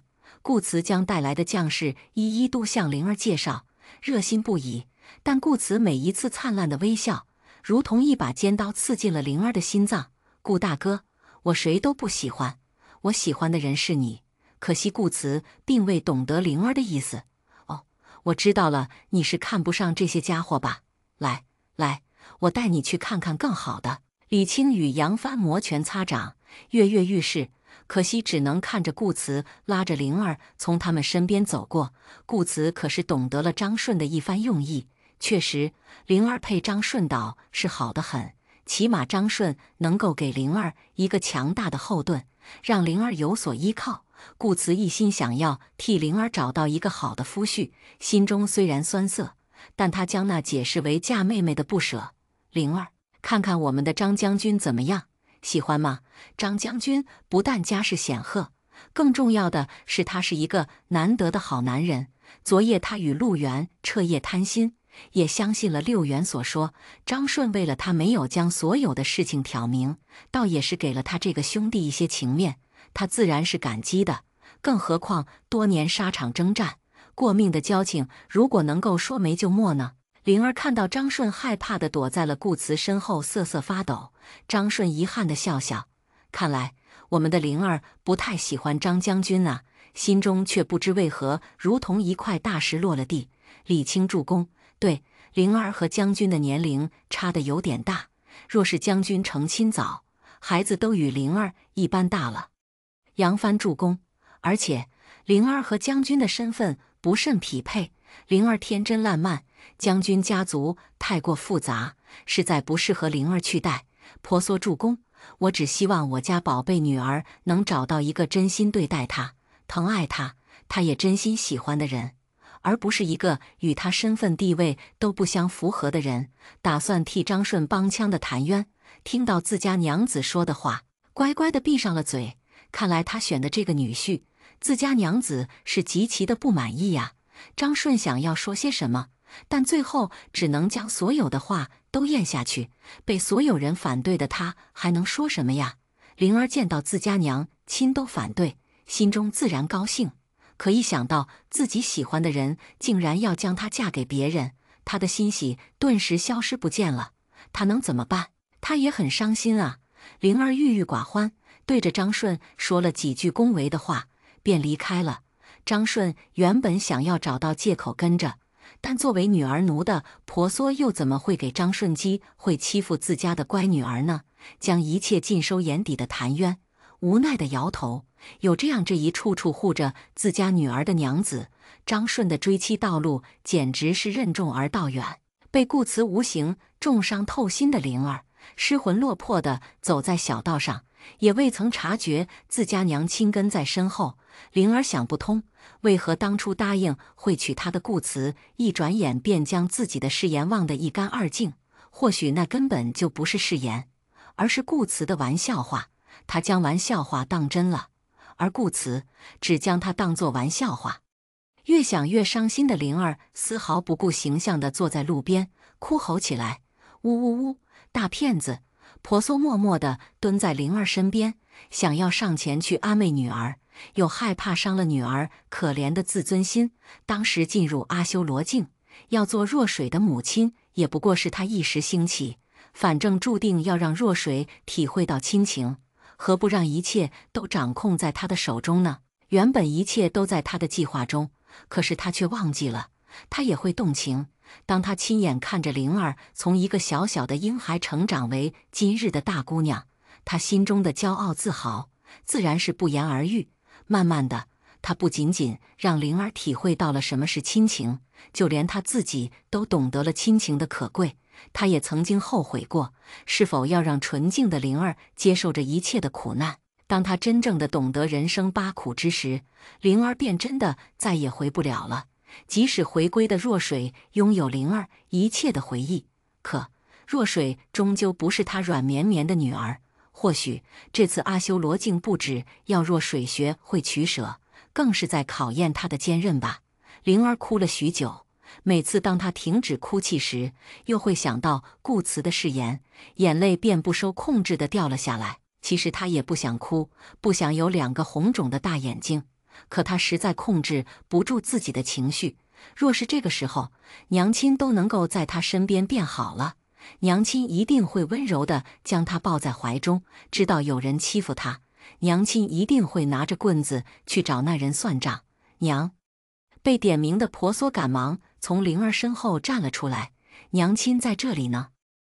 娘在这里呢。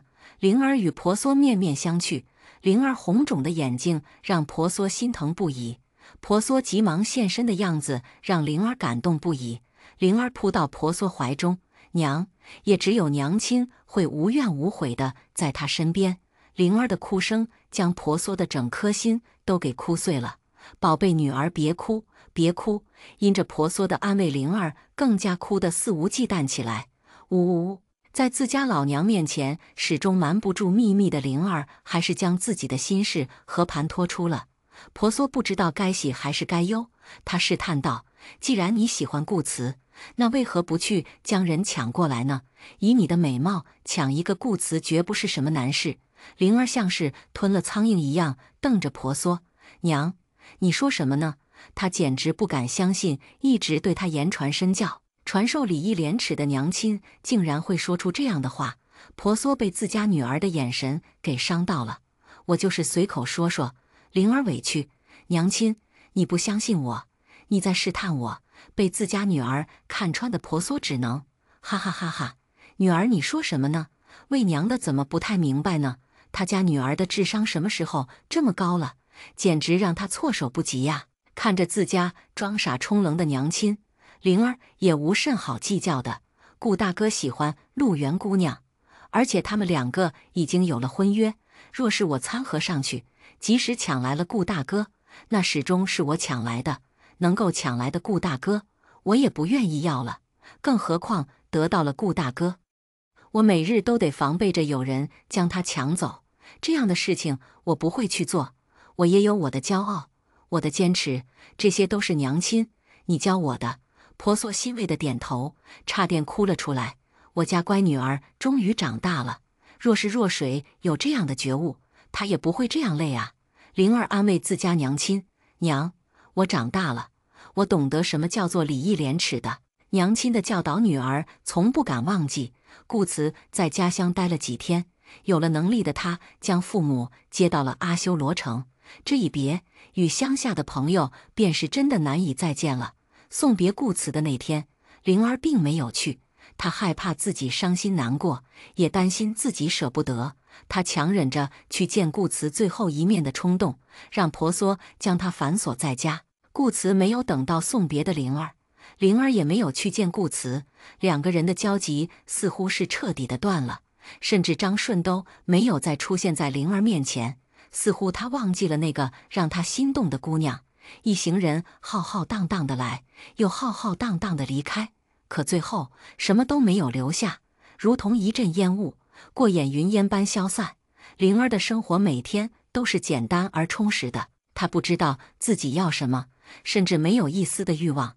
或许她唯一的欲望就是顾慈，可惜她将那份欲望紧紧地压在内心深处，就算是她自己也触及不到。有些事，有些人，总是要学会去忘记，去放弃。或许没有得到，对灵儿来说是另一种幸运。她喜欢顾慈，却不能嫁给顾慈，眼睁睁地看着顾慈与别的女人恩爱非常，本对她而言就是一种残忍。但她更为残忍，她将顾慈与陆源的一举一动都记在脑海中。每当她的感情冲破她的理智，她的廉耻之时，她便将那些画面调出来，一次次地提醒自己，什么是她该做的选择，什么是她该有的坚持。灵儿满怀心事地回到了家，却看到了一片火海。娘，爹！灵儿不顾一切地冲进大火中，却被赶来的乡亲拉住。灵儿，别这样，你爹与你娘已经救不回来了。灵儿嘶声力竭地叫喊：“娘，爹，你们回答我！”若不是扯着他的人足够的强壮，怕已经被灵儿挣脱跑了进入。你们快放开我，我要去救我爹娘。灵儿，没用了，火太大了。不，我不相信，我不相信爹娘会出事。就算他们出事了，我也陪着他们。灵儿奋力挣扎开，毫无畏惧地冲向了火海。灵儿，赶快灭火呀！灵儿爹娘已经去了。难道我们要眼睁睁地看着灵儿在我们眼前被烧死吗？终究乡亲还是没有挡住灵儿，他们亲眼看着一个花样年华的少女瞬间被火海吞噬。婆娑被困在火海中，动弹不得，眼睁睁地看着灵儿冲了进来。可惜灵儿因为浓烟错过了近在咫尺婆娑，婆娑浑身动弹不得，只能干着急，能够在阿修罗境中禁锢住她灵力的，大概只有这个世界的阿修罗王了。可阿修罗王又是如何知道他的存在的？谭渊去了哪里？为何谭渊不在他的身边？到底发生了什么事？突然间，一个声音出现在婆娑脑海中：“可真是漂亮啊！怪不得本王的转世会对你趋之若鹜。你是阿修罗王，你很聪明，也怪不得本王的转世会喜欢你了。婆娑虽然说不出话，但她心中所想竟然能够被阿修罗王感知。婆娑不要脸道：“你的转世就是你，莫非你不喜欢我？”那声音并未说话，但婆娑却能够想到阿修罗王的气急败坏。妖，莫非你不喜欢我？如果你真的不喜欢我，直接杀了我便好，为什么还要留着我的性命呢？本王留着你自有用处，用处是什么？是娶我回去当王后吗？婆娑发誓，她从来没有这样不要脸过，不知廉耻。婆娑再次发誓，她在阿修罗王的声音中听到了一丝窃喜。你不会将檀渊吞噬了吧？你别告诉我真的是这样，要是这样的话，我就跟你没完。阿修罗王没有回应，但没有回应就是最好的回应了，好吗？甚至阿修罗王的坦诚让婆娑为之震动。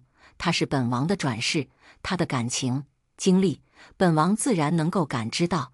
意外的是，本王并不排斥这些东西，本王向来宽容，既然不排斥，就算是娶了你也无妨。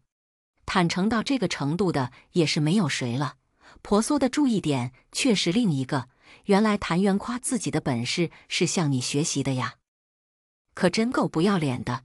被骂的阿修罗王又半天没有说话，婆娑却能够想象得到阿修罗王脸上的无奈和错愕。婆娑试探道：“话说，你只是想要我做你的王后啊，那也不必烧了我的女儿啊。你若是烧了我的女儿，我不会放过你的。她是自己冲进来的，与本王无关。”婆娑舒了一口气，看来阿修罗王并不知道若水之事。阿修罗王的声音有些迟疑：“虽然本王不愿意打击你，但是谭渊的魂魄已经与本王合为一体，他知道的事情本王自然知道。本王知道要留你在阿修罗境，只需要你的宝贝女儿永远的陷在情关中，你自然会乖乖的留在我身边。至少你现在灵力被尽，又在我阿修罗境中，你觉得你能够出去吗？反正阿修罗王与谭渊已经合二为一。”面对着阿修罗王，婆娑反倒放松了不少，就连撒娇都得心应手许多。所以我唯一的希望就是我的宝贝女儿呢，要不要这样惨？你不会这样对待我的吧？你会是本王的王后，只要你愿意，若水还会是公主，永远都是公主，绝不可能会有出阿修罗境的机会。听懂阿修罗王潜台词的婆娑无奈至极。那好，你告诉我，我们来了阿修罗境将近20年，缘何你现在才发现了我们？谭渊，准确的来说是本王的转世，你以为他真的没有任何的私心吗？自从你们来到这里，本王与他早已就心灵相通了，他想什么本王都知道。本王不过是……婆娑的声音骤然提高。所以你暗中观察了10几年，你太变态了。一睡觉的时候，吃饭的时候，甚至他与谭渊的夫妻生活，天哪！一想到他的一切都被一个人窥视着，婆娑就一阵发麻。我曾经偷吃海笋的事情，是不是你也知道了？不是谭渊知道了。可关注点是这个吗？婆娑绝望。那我偷吃灵儿豆腐脑的事情，谭渊是不是也知道了？也许只有阿修罗王才会知道自己说出字的时候有多艰难。话说，重点真的是这个吗？婆娑最后抱着一线希望问道。那我与谭渊那个的时候，你是不是也知道了？远在阿修罗宫殿的阿修罗王脸色通红，艰难地吐出一个字。虽然他可以说谎，但不知为何话到了嘴边，竟然变成了肯定的回答。本王与谭渊本是一体的，他做的事情本王自然能够感受得到。婆娑怒不可遏，所以和我那啥的一直是2个人，太过分了，简直不能原谅。我永远都不要原谅你和谭渊了。本王与谭渊本来就是一个人。婆娑的情绪依然到了临界点。不一样？这怎么能一样呢？这简直太不一样了，这太荒唐了，我接受不了。你们2个都给我去死！他是不是刚才真的应该说谎？也许结果会好一点。婆娑在内心不断的咆哮，吵得阿修罗王捂住了耳朵。然而他用的是心灵沟通秘术，捂住耳朵也是无济于事。话说，他以前未曾发现过婆娑有这样的习惯呢。莫非是婚后焦虑？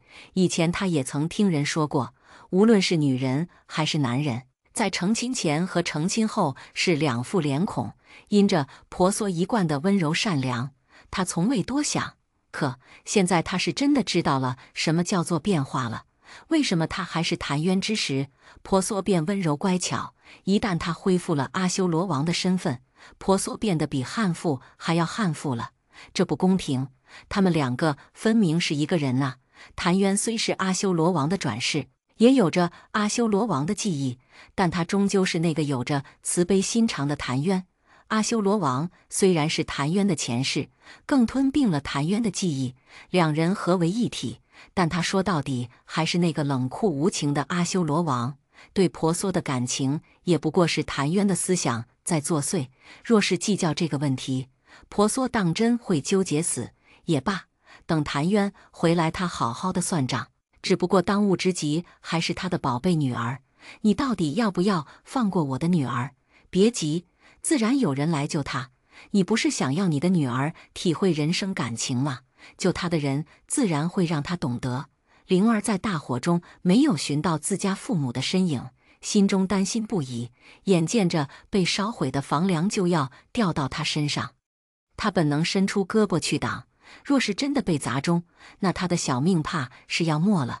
已经被浓烟呛得快要失去意识的灵儿，临死前想到了他的爹娘，想到了他的顾大哥，也想到了小院中三人恬静美好的生活。如果这就是终结的话，他其实并不甘心。他的一生难道就要这样结束吗？他还没有看到世界的精彩纷呈，还没有确定爹娘的安危，还没有。灵儿，醒醒！醒醒！晕过去之前，灵儿看到有人向他伸出了手，他的面容模糊又清晰，他好像将那人看得清清楚楚，但好像什么都不知道。到底是谁？是谁朝他伸出了双手？是谁救了他？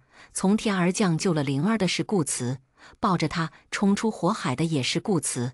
顾慈确定灵儿无碍，便将人放到了安全的地方，随后再次冲进了火海。谭渊是教他的师傅，婆娑也曾对他很是关照，于情于理他都不能放任两人出事。张顺赶到时，便看到晕倒在地的灵儿，看着远处滔天的火光，他想要去救人的心也熄灭了。毕竟那样大的火，根本不可能有人存活下来。灵儿，你醒醒！确定灵儿只是暂时的昏厥，他将灵儿横抱起来，欲找个安全的地方。灵儿恍惚间睁开眼，神情迷糊。刚才他看到的分明是顾慈，为何会变成了张顺？难道刚才是他的幻觉吗？救他的人是张顺，爹娘呢？爹娘安全没有？灵儿艰难地抬起一只手指，想要问张顺爹娘的安危，却发现他怎样都开不了口。他说不出一句话了，他的嗓子说不出话，他还能够扯。当他试图扯动张顺的衣角时，却再次晕厥了过去。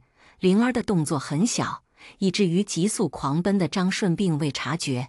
沉睡中的灵儿看见了许多他没有见过的事情。在梦中，他没有娘，也没有爹，他是大地初开的天河，留下人间后被困在黄泉。他在黄泉待了数万年，与一朵彼岸花相伴。他见多了黄泉路上留恋不舍的人，他想知道为何那个叫做人间的地方，为何让那么多的人留恋呢？他动了欲念，从黄泉流入了人间。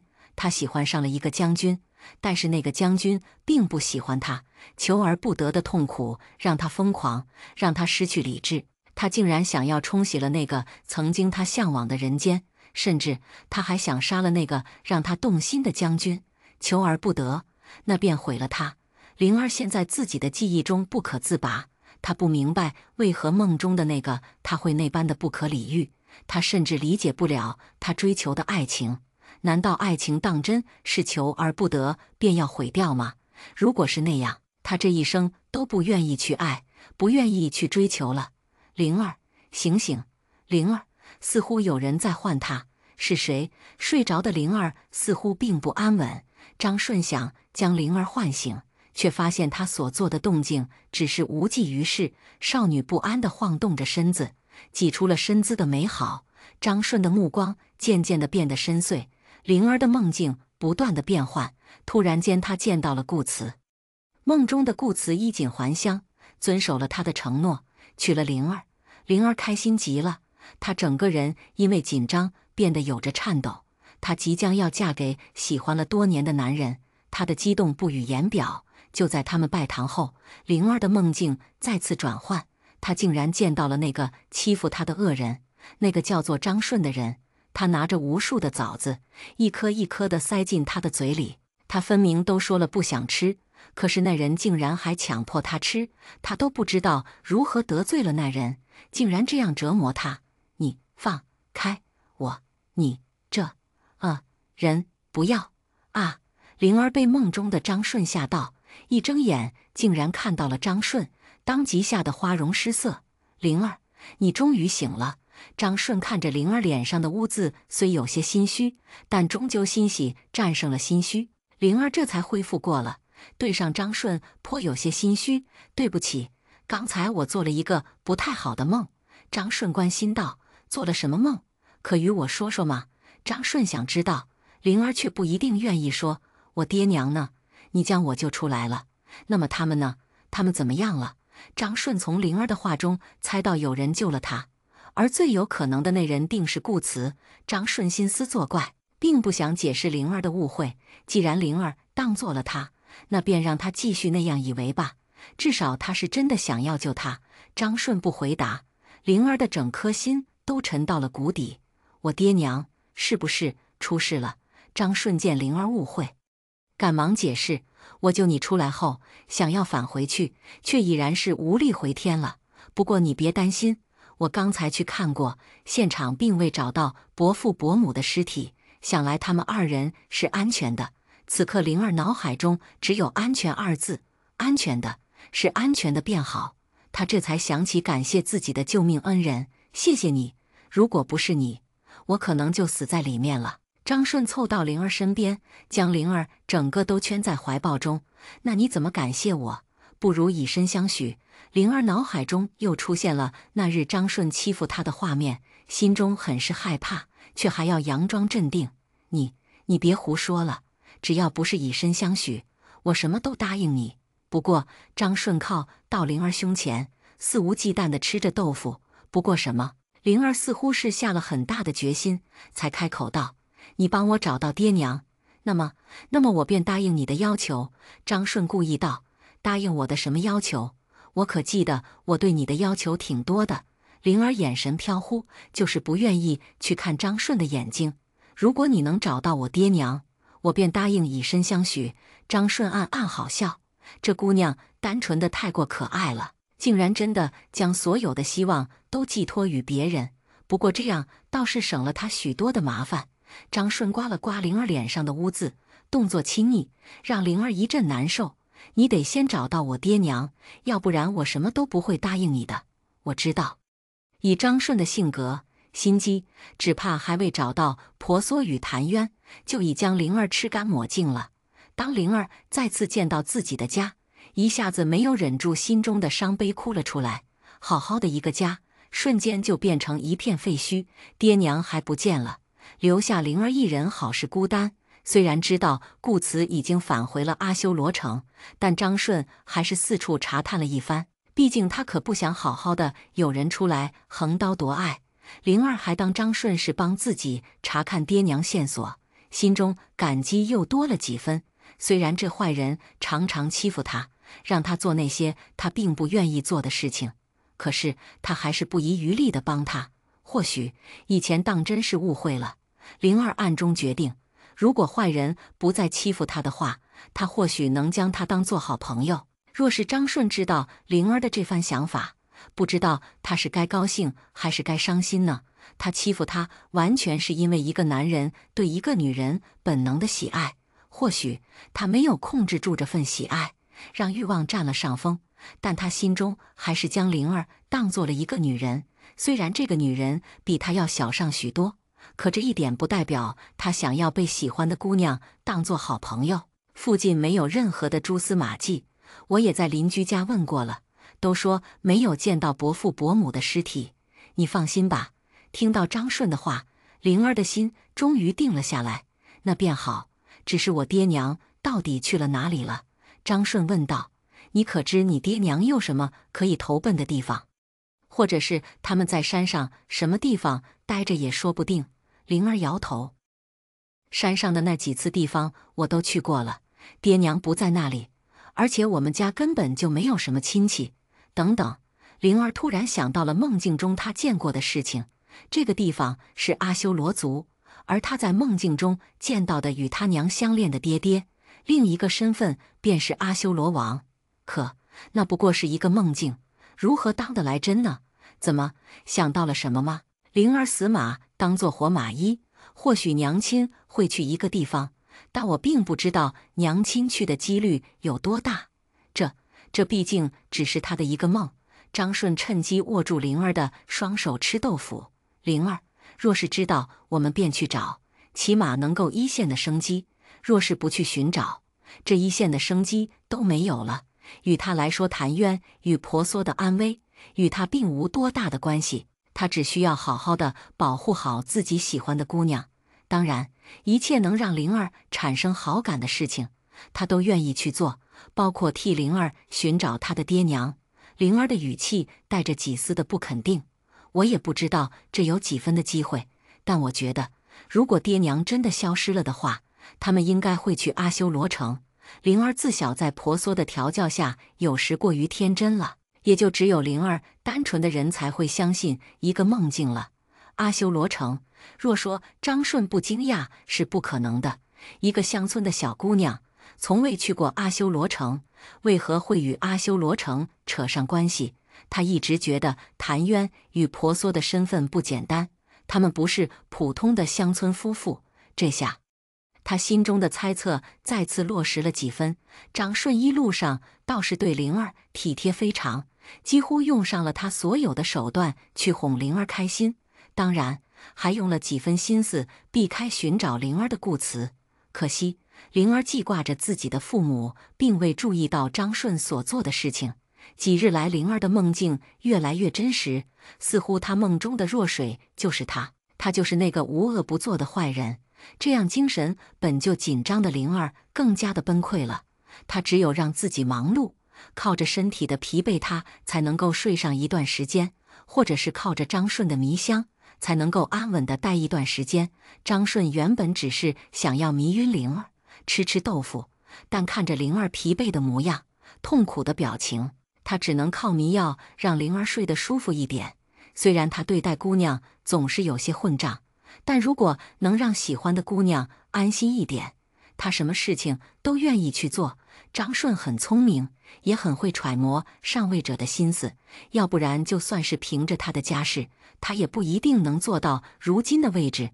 一个时时刻刻严阵以待的人，又怎会猜不到灵儿的心思呢？更何况灵儿的心思很好猜，灵儿简单到他能够轻而易举地看出灵儿想的任何事情。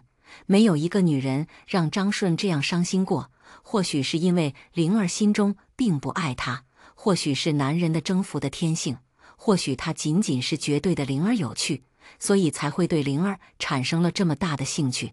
当一个男人对一个女人产生兴趣时，那么离他动心就不远了。一路上，张顺发现灵儿是个非常乖巧单纯的姑娘，在他的心中没有人心肮脏的那些东西，她干净的就像是一杯水，清澈见底，与他以前遇到的女人有着千差万别。对于灵儿而言，张顺的一切也都是新鲜的，只不过他没有多余的心思分给张顺罢了。他想着自己的爹娘，想着顾慈，轻而易举地忽视了身边的张顺。两人这样的情景一直维持到了与谭渊再次见面的时候。灵儿看着眼前的父亲，激动地扑怀，但谭渊并没有像往常一样拍拍灵儿的后背，反而脸色有些尴尬，就像是偷吃东西被别人捉到一样尴尬。谭渊，不，或许称之为阿修罗王更为贴切一些。他虽然在吸收了谭渊的记忆，知道了有关三人的一切，但是这并不代表他能将谭渊对灵儿的父女之情感同身受。在阿修罗境中，大概只有阿修罗王能够任意变换沧海桑田，只要他愿意，他就能够在阿修罗境中打败佛祖。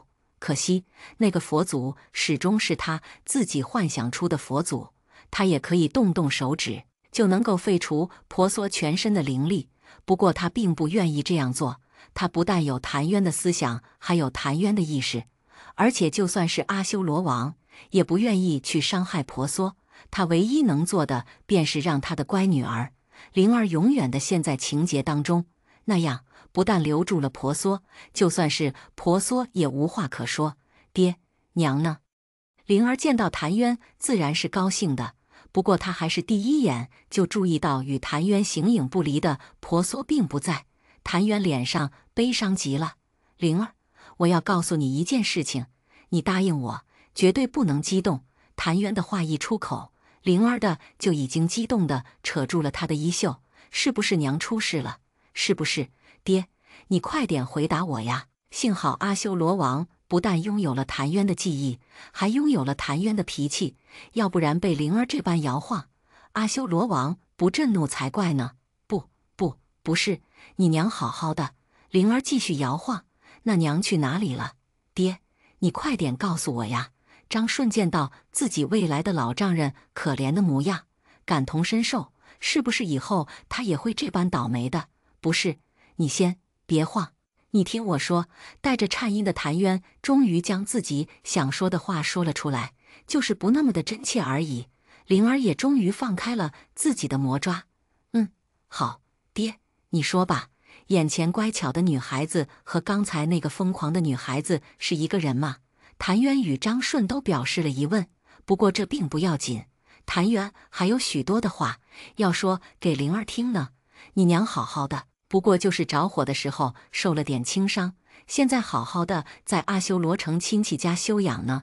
听到自家娘亲无碍，灵儿终于笑了。灵儿本身就是一个美貌的女孩子，笑起来更是可爱。这下张顺的眼神真的是一动不动地盯着她了。不过你娘亲发过毒誓，如果这次谁将你救出来，他便将你许配给谁。谭渊面不改色地说完荒唐而又极其可笑的话，若是一般人定然会怀疑谭渊话中的真假。一个娘亲若是真的想让人救自己的女儿，就算是许下誓言，大多也是重金承诺，而不是将自己的女儿嫁给那个救她的人。别说陌生的人不知道他的女儿长什么模样，就算是知道了，也不可能为了美色罔顾自己的性命。更何况当时婆娑并不在，也不一定知道灵儿身陷火海，又怎会说出这荒唐至极的话？可惜灵儿不是一般人，她可比一般人都要单纯好多。张顺自然没有将谭渊的话当真，更是发觉到了谭渊话中的漏洞百出。若是婆娑当真在火海中受伤，必然担心灵儿不肯离开，又怎会在几日之内便待在阿修罗城养伤？而且这几日根本就不够谭渊来回与两人碰上。张顺知道谭渊在说谎，但并不打算揭穿他的谎话。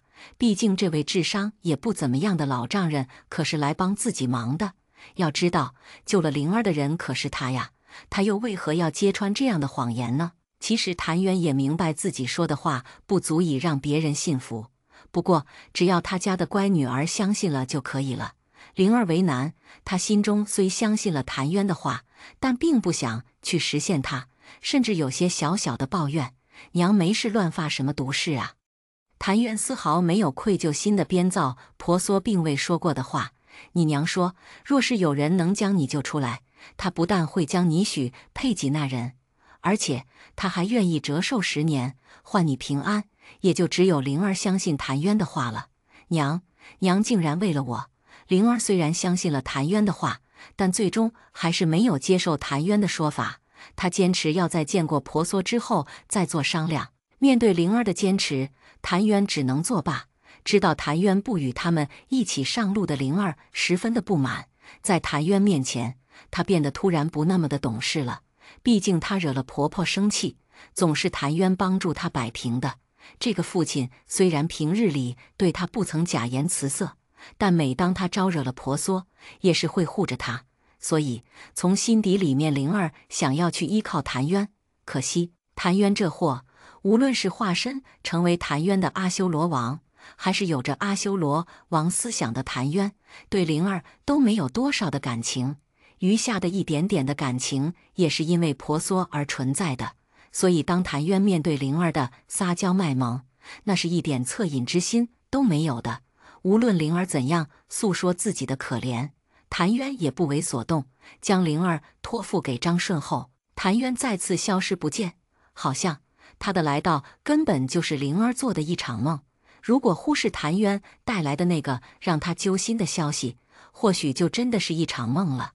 一路上，张顺带着灵儿游山玩水，好不自在。当然，自在的只有张顺一个人。灵儿只想快点见到婆娑，她一点都不想与张顺待在一起。虽然张顺温和有礼，他是稳重，但那都是对着其他人好吗？对上他，他的那些美好的品质都不知道去哪里了。整日对着他说那些混账话，还总是变招法的碰他，简直是个大流氓啊！可惜其他人并不知道张顺的本质，这让灵儿很是苦恼。张顺也经常在他耳边说要娶她的话，可是她一点都不想嫁给他呀。每次他不乐意的时候，张顺又抬出婆娑的誓言，让他无言以对。不过张顺也有吃瘪的时候，当一个过路的老伯将她当作张顺的女儿时，灵儿的心中别提多开心了，张顺别提多气愤了，整张脸变得通化。灵儿敢保证，那一定是被气的，绝对不是难为情的。不清楚路线的灵儿被张顺忽悠的去了许多的地方。10天后还没有到阿修罗城，灵儿没有好意思问出口，毕竟她是在麻烦别人，终究不好意思将自己的小小的疑惑问出口。说不定等明天就到了阿修罗城呢。第20天，灵儿只是旁敲侧击地问了一下，张顺借口说路途遥远，灵儿也就相信了。第30天，灵儿再次问出了自己的疑问，不过语气没有前2次好便是了。不过灵儿的疑问在张顺声情并茂的演说下被打消了。第40天，灵儿再也不客气了，她终于发觉张顺这是带着自己乱窜呢。可惜张顺的含泪的一番控诉再次打消了灵儿的想法。第50天，灵儿彻底的没脾气了，她去求张顺，被张顺好好的欺负了一番，但还是带着她绕开了所有千万阿修罗城的近路。第60天，张顺设下苦肉计，让灵儿不得不停下脚步照顾，为了保护她而受伤的张顺。这下张顺可是赚足了灵儿的金豆子，这让张顺有些心虚。第70天，灵儿还是陪着重伤的张顺待在他们所在的客栈中。灵儿的愧疚已经无语言表了，她对张顺的想法也渐渐的转变。毕竟张顺是为了救他免受恶人的欺负才受伤的，虽然张顺也时常欺负他，但张顺的欺负已经快要变成他的习惯了。这个习惯真的是太不好了。若是要被那些恶人欺负，还不如让张顺继续欺负他呢。灵儿对张顺的态度也渐渐地产生了变化。第80天，经过灵儿贴心照顾，重伤的张顺终于好了一点，甚至还能够下床走路了。灵儿心中很是开心，比偷吃了婆娑的糖果子还要开心。灵儿渐渐地发现，其实不怎么动手动脚的张顺也不是那么的讨厌，甚至还有一些体贴，有些他粗心的娘亲都没有想到的事情，他却能够帮他指出来。第90天，收到谭渊亲笔信的灵儿也不着急见爹娘了，因为重伤的张顺为了在下雨的时候寻找外出的他，摔了一个狗吃屎，加剧了他的伤势。虽然灵儿十分想见到自己的爹娘，但并不意味着他就可以对张顺不管不顾，更何况他已经知道婆娑安然无事了，自然一门心思地照顾张顺了。而且他发现张顺对他其实很好，一直以来似乎都是他误会了。灵儿对张顺终于改观。第100天，灵儿终于感知到了张顺的情意，也相信了张顺的情意。不过她心中还是接受不了，毕竟她还是喜欢着顾慈的。顾慈对她的意义，绝对不是张顺100天的甜言蜜语能够撼动的。第101天，灵儿感念张顺待她的感情，但并不打算一直让张顺这样对待她。灵儿欲言又止的模样，张顺又如何不明白呢？你是否有话与我说？灵儿十分熟练地将药碗递给了张顺。张顺的眉头微不可察地皱了一下。为了骗灵儿，他真将自己一辈子的药都喝完了。他发誓这辈子都不想喝药了。你是不是喜欢我？灵儿的直接。张顺并不痴情，与灵儿相处的越久，他就越被灵儿身上的单纯善良所吸引。喜欢就是喜欢，不喜欢就是不喜欢，简单直接，却顾忌着别人的面子。你不要喜欢我好不好？灵儿的一句话将张顺的柔情停滞在他那张刚毅成熟的脸上。为什么？如果他没有足够的解释，他发誓，他当真会狠狠地惩罚他，让他一辈子都记得他。我不喜欢你，你若是一直喜欢我，我觉得内疚，你也十分的痛苦，所以你还是别喜欢我了。张顺冷笑道：如果我不答应呢？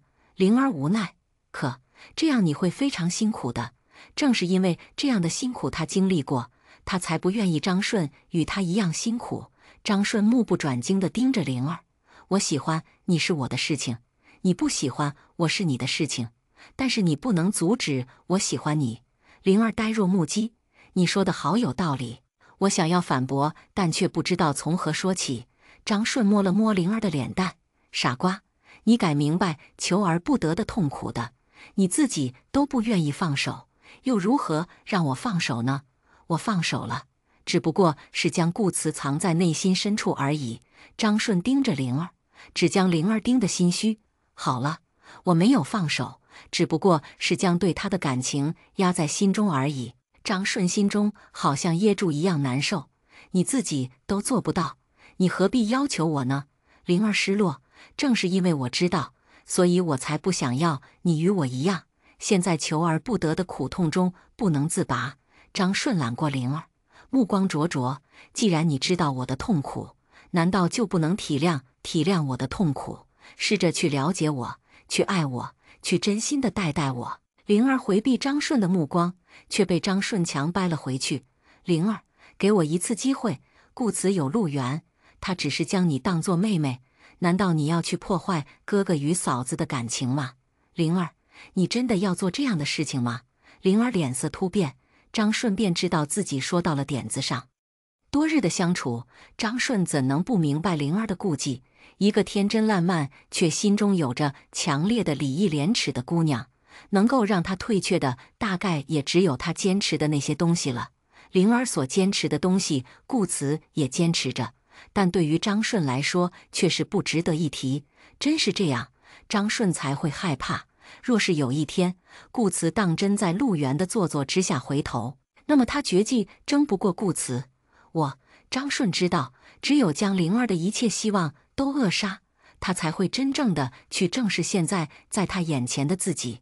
你知道，但是你刻意的回避这个话题，你将顾慈放在心中，放在一个谁也触碰不到的位置，那样算是放手了吗？若是有一天顾慈知道了你的情意，你又该怎样自处？去破坏他们吗？去将顾慈抢过来吗？灵儿激动地扯住张顺的衣服：我没有，我没有。张顺毫不留情地将灵儿一直未曾愈合的伤口撕扯开来。你敢保证从未有过这样的念头吗？若是有一日你控制不住自己的感情，难道不会做出你一直不愿意去做的事情吗？毕竟这些事情从来不是人想控制就能够控制的。不会的，我不会做这样的事情。他或许曾经有过这样的念头，但若是他真的做出了那样的事情，不但他娘不会原谅他，他自己都无法原谅自己。那你发誓？你若是发誓了，我便相信你。被张顺刺激的灵儿当真发誓。我发誓，这一生都不会去破坏顾慈与别人的感情。若是有违此事，天诛地灭。张顺将失魂落魄，泣不成声的灵儿抱在怀中。我相信你。张顺自知此举卑鄙异常，他用灵儿的礼义廉耻逼迫着灵儿做出这样的决定，即使在灵儿的心上插上一把钢刀，他也必须做出这样的决定。他不是灵儿，也不是顾慈，他想要的东西从来都没有得不到的，他想要的人也没有一个能够逃脱他的手掌心。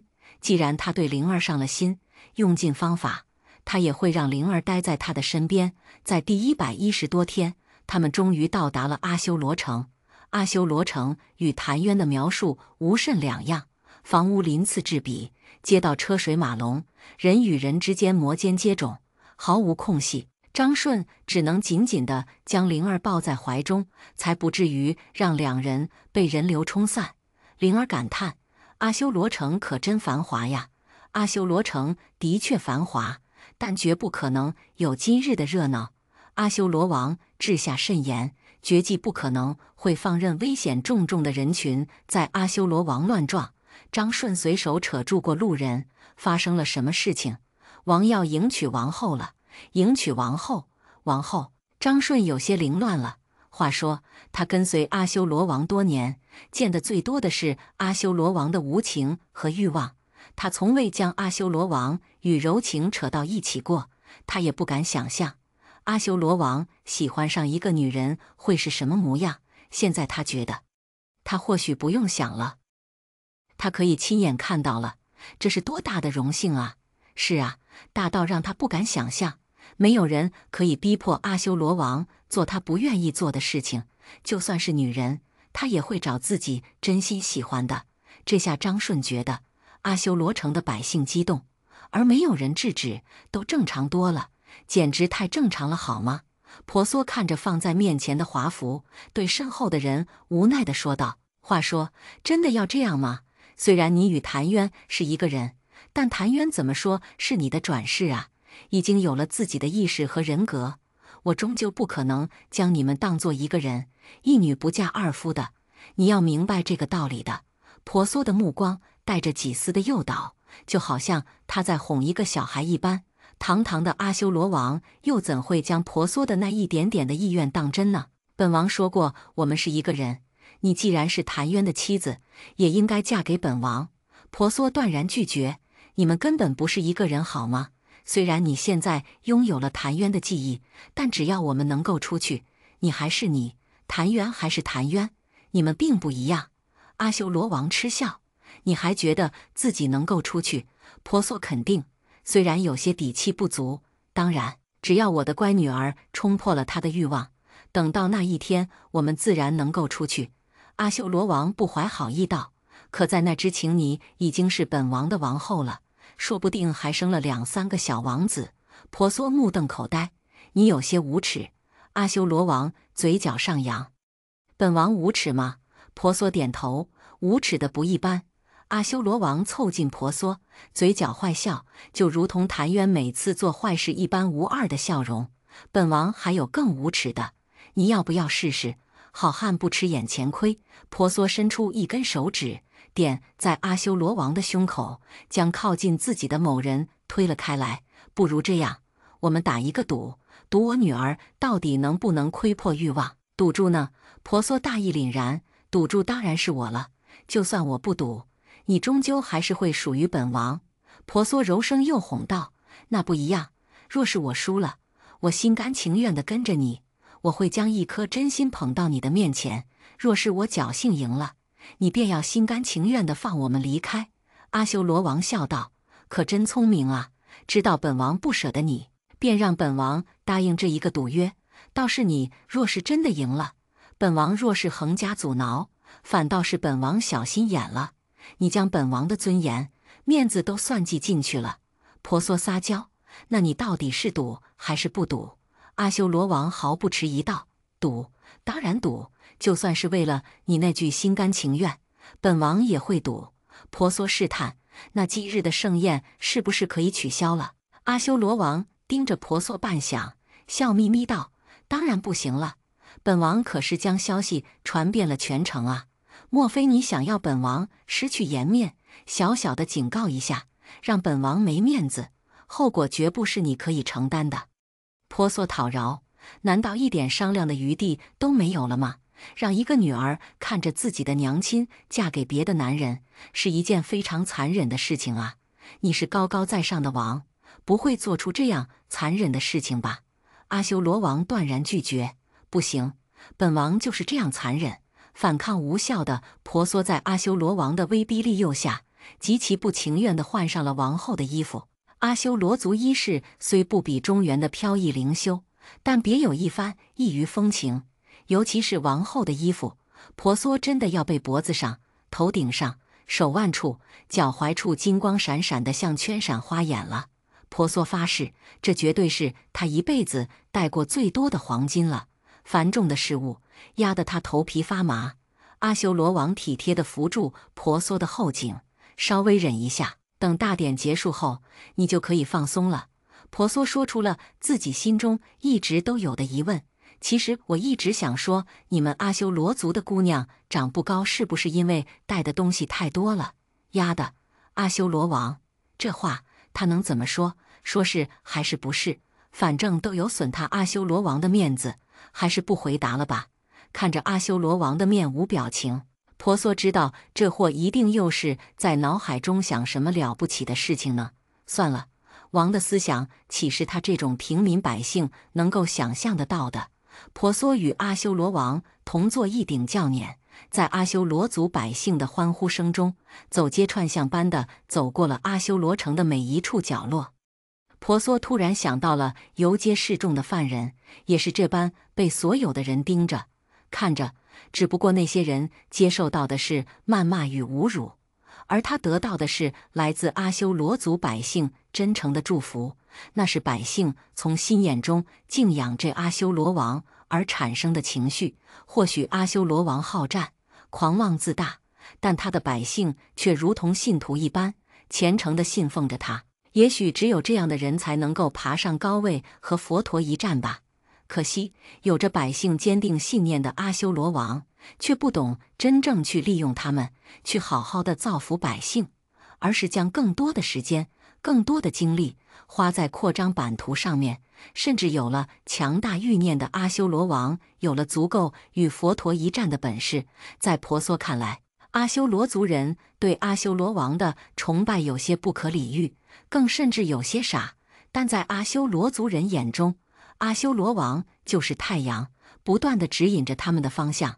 婆娑坐在轿辇中，轿辇上的黄金珍珠亮得发光，将她明媚美丽的脸庞闪现出来。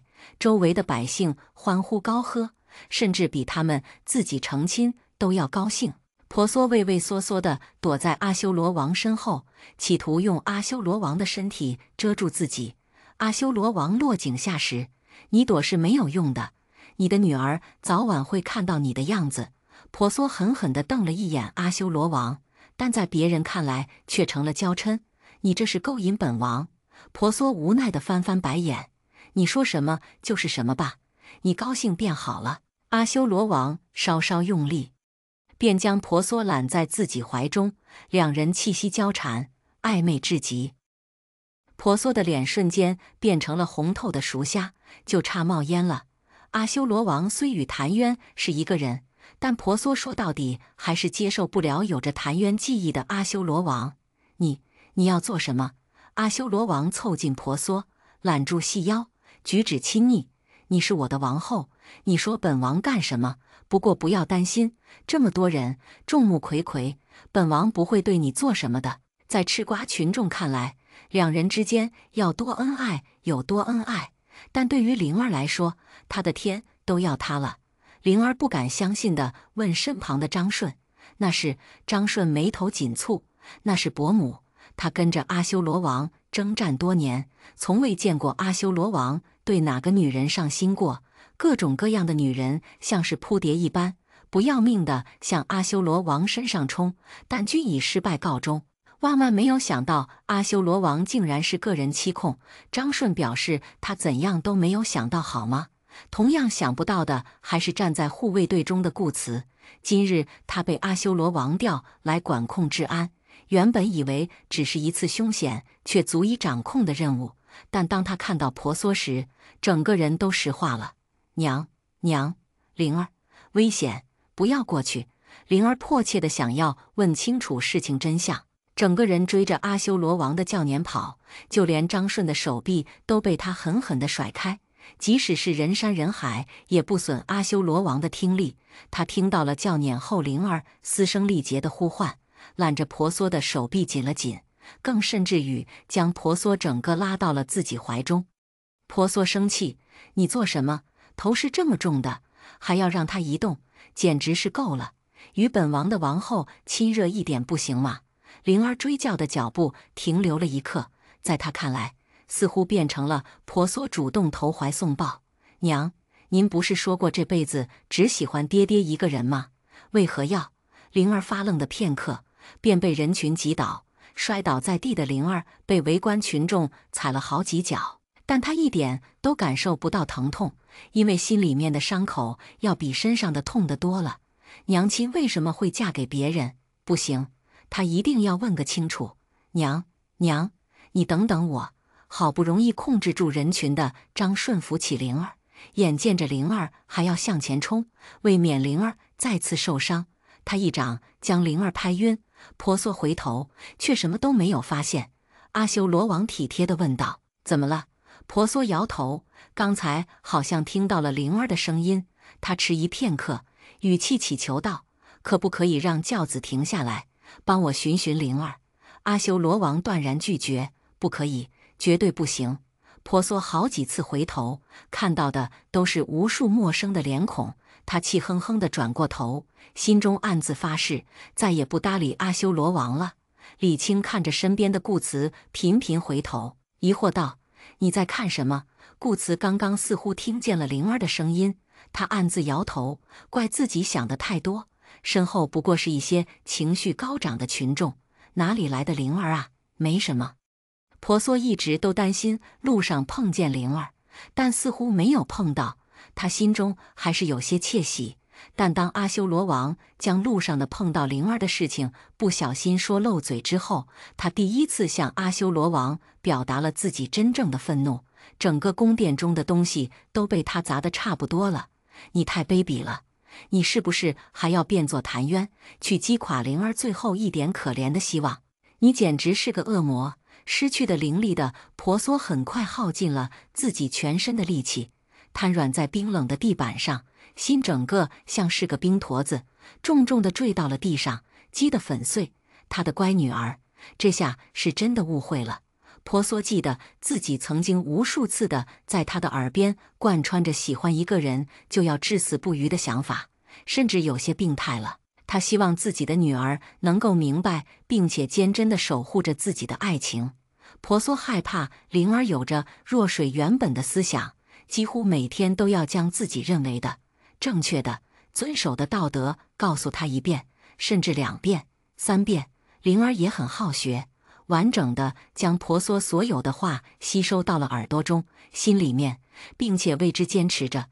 这下让灵儿看到她一直相信的、信任的母亲没有坚守住自己的爱情，无疑对她来说是致命的打击。有一天，当你信奉的道德并不正确，当你信仰的人做出你所不能容忍的事情，当自己曾经的价值观受到了冲击，是个人都会发疯、发狂。至白的反面便是至黑。正因为灵儿懵懂无知，婆娑才会担心她走上极致的疯狂。阿修罗王眼神中充满了疯狂，一如当初癫狂傲慢、鄙夷众生的疯癫。本王是恶魔，那你便是恶魔的王后。来吧，王后，你想不想亲眼看着自己一手栽培的女儿走上毁灭的道路呢？你，婆娑被吓到了。阿修罗王身上的气场具有强烈的攻击性，像是一团火焰，不断地燃烧着自己，也灼伤了身边的婆娑。而他却还在漩涡中心狂笑，在婆娑看来，简直是不可理喻。婆娑并不是没有欲望，人人都有欲望。与别人不同的是，他用自己的理智克制着自己的欲望。在别人看来，他用那些莫须有的道德去束缚着自己，枉费一身的本领。但在婆娑看来，他克制而快乐。他的快乐来自于压抑自己的欲望。当他彻底的将欲望化作爱，无论是对人间的爱，或者是怜悯众生的爱，亦或是对谭渊的男女之爱，他都能够从中汲取到快乐。那是他生存的源泉，因为他并不懂得阿修罗王那种极致的疯狂。本王，你会永远的留在这里，做我的王后，而你那所谓的女儿，也会因为你走上灭亡。两人面前的镜子突然出现了一道风景，烂漫的曼殊沙华，火红而耀眼，对上婆娑疑惑的眼神。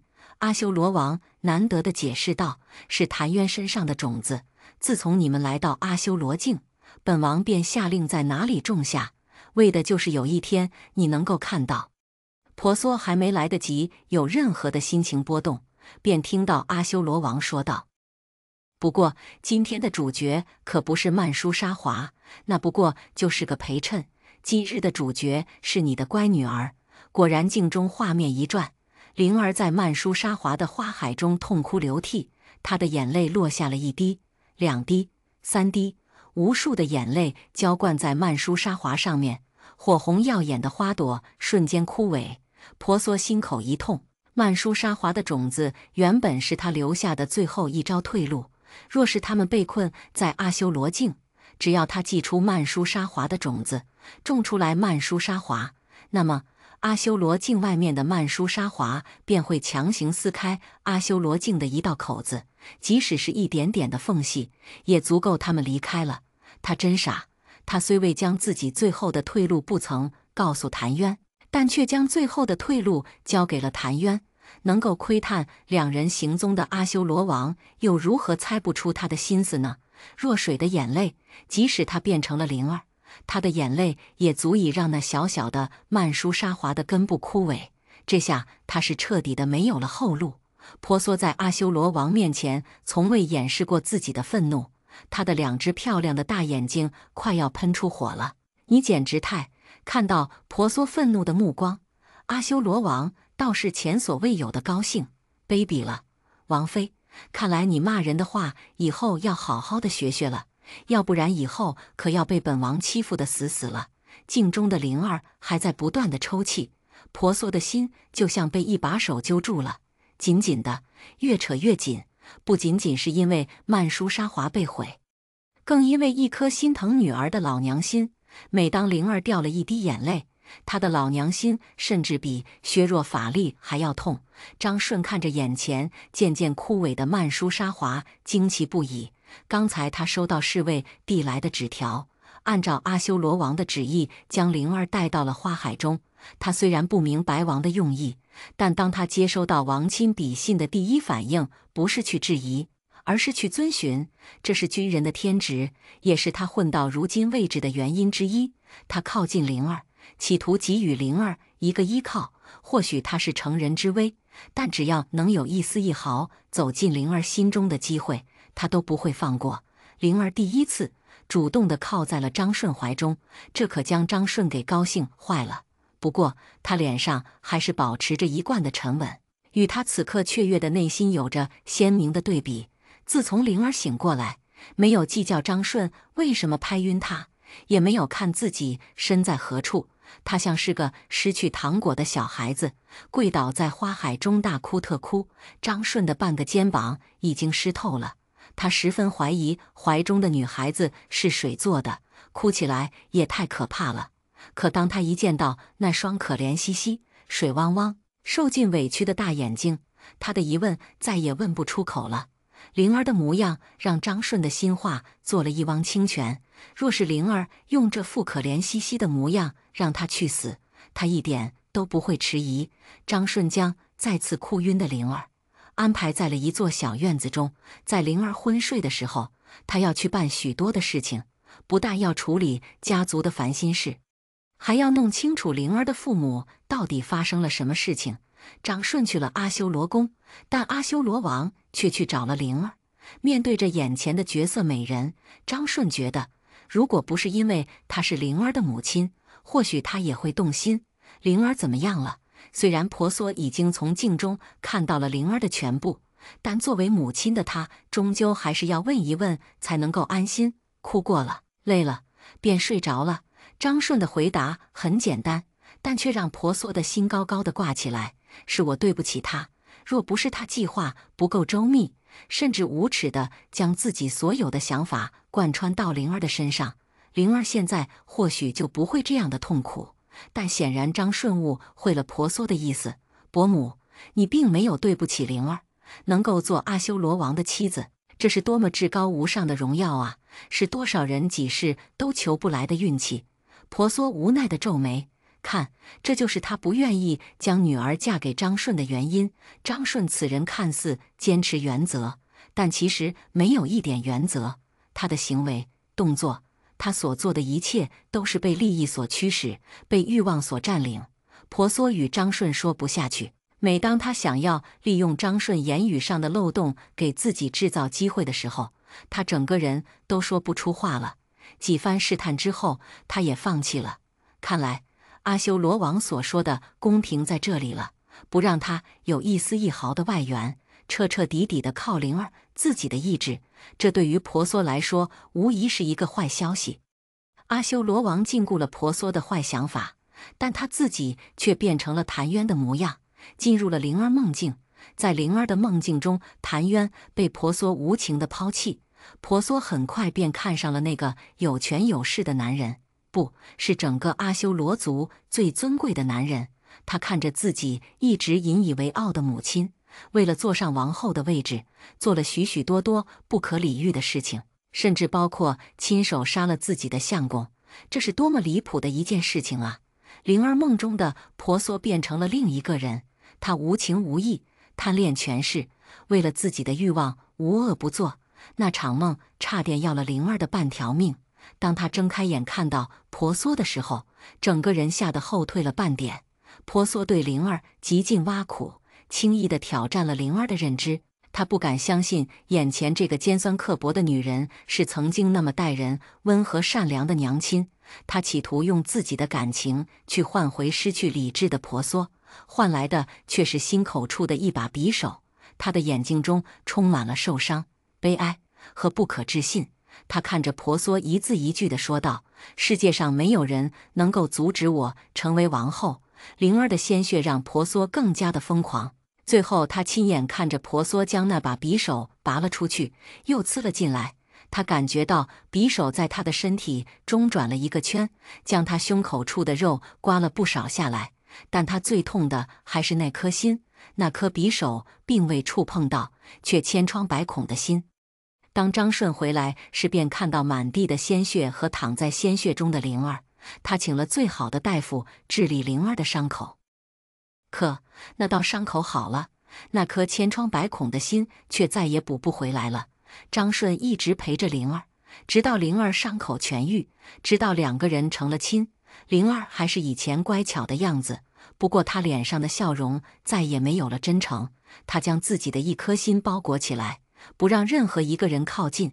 她对邻居友好而善良，但她的笑容永远是表面浅浅的一层，礼貌却疏离。就算是面对着她的相公张顺，她也没有太多的真心。是的，张顺虽然和灵儿成亲了，但他并未将灵儿带到他的家族去。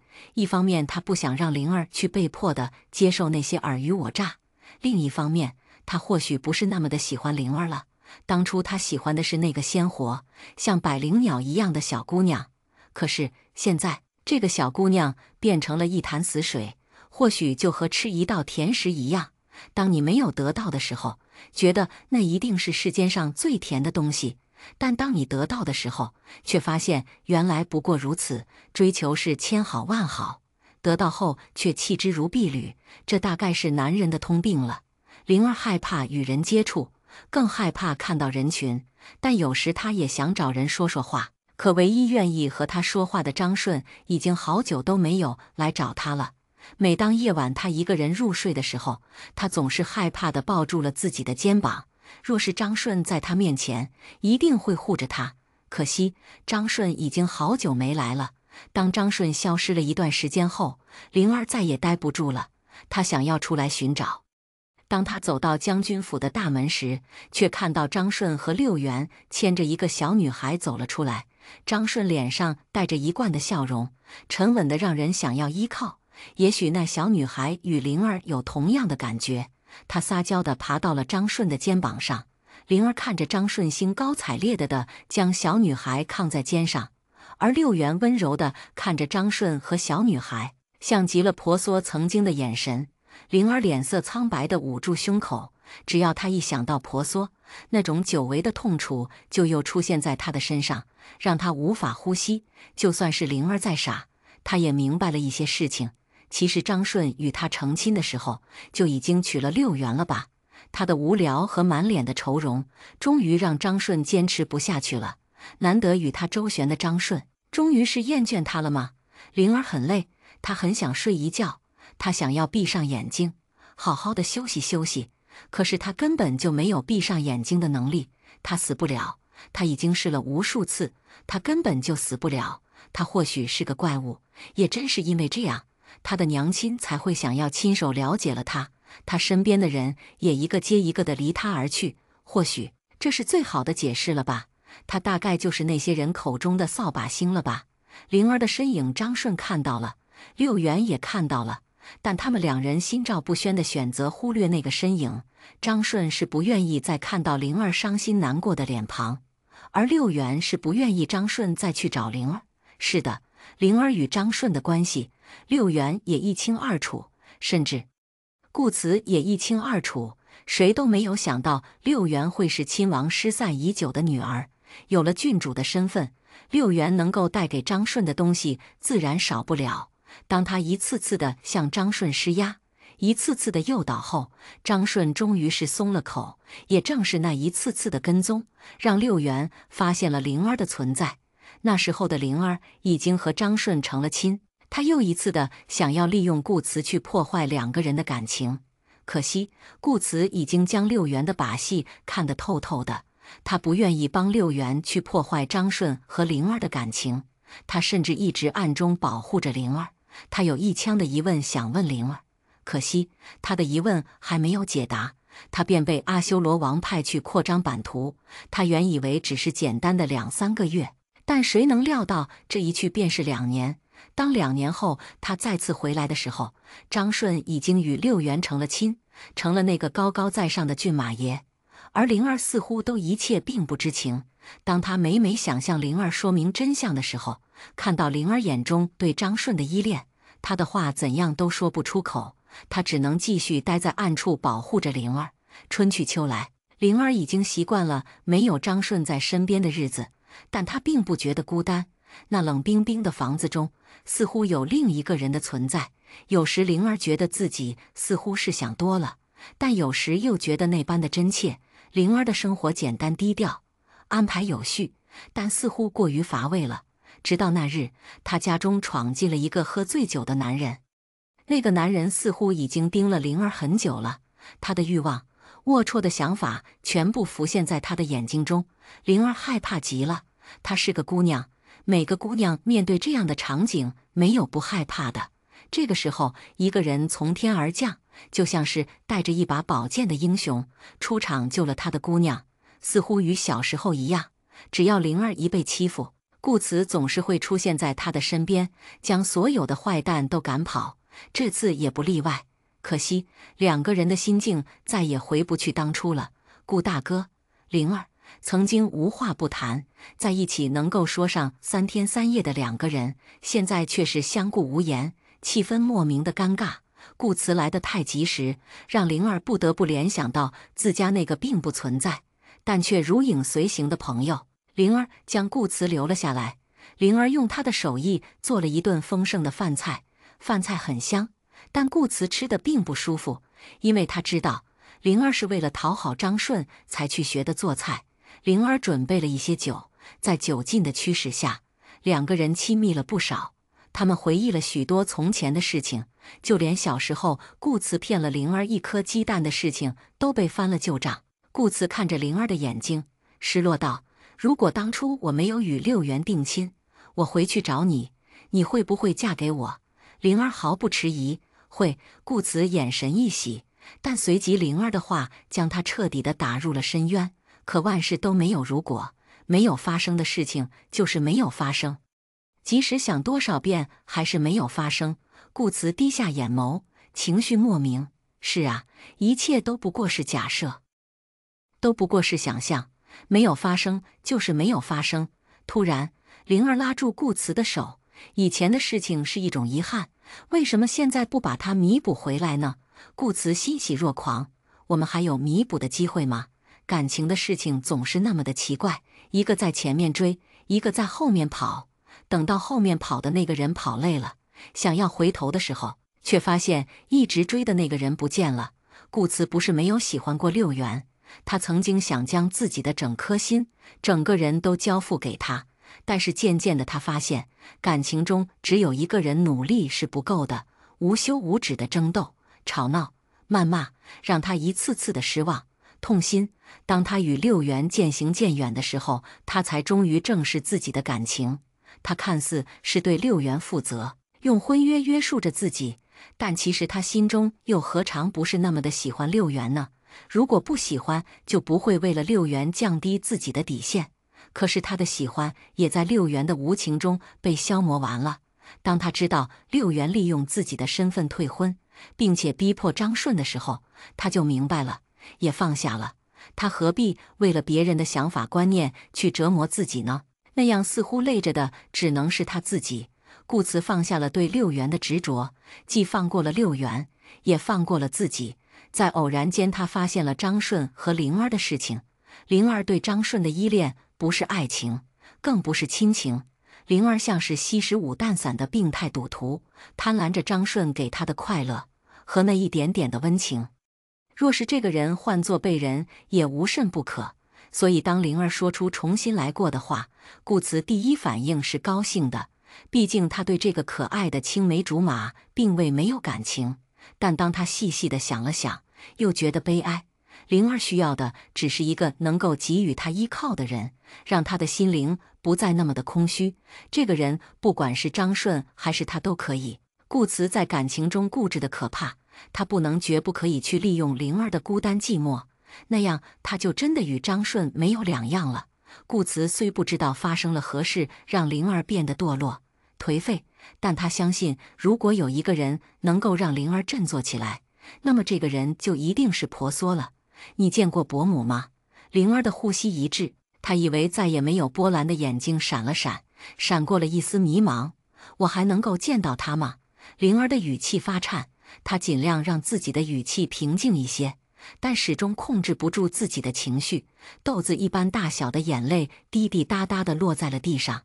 这下顾慈是真的慌了，他从小就害怕灵儿的眼泪，小家伙哭起来就好像要变天一样，无论是哄骗、咒骂、威胁、利诱，他都用上了无数的办法，但始终不能让灵儿停止她的哭泣。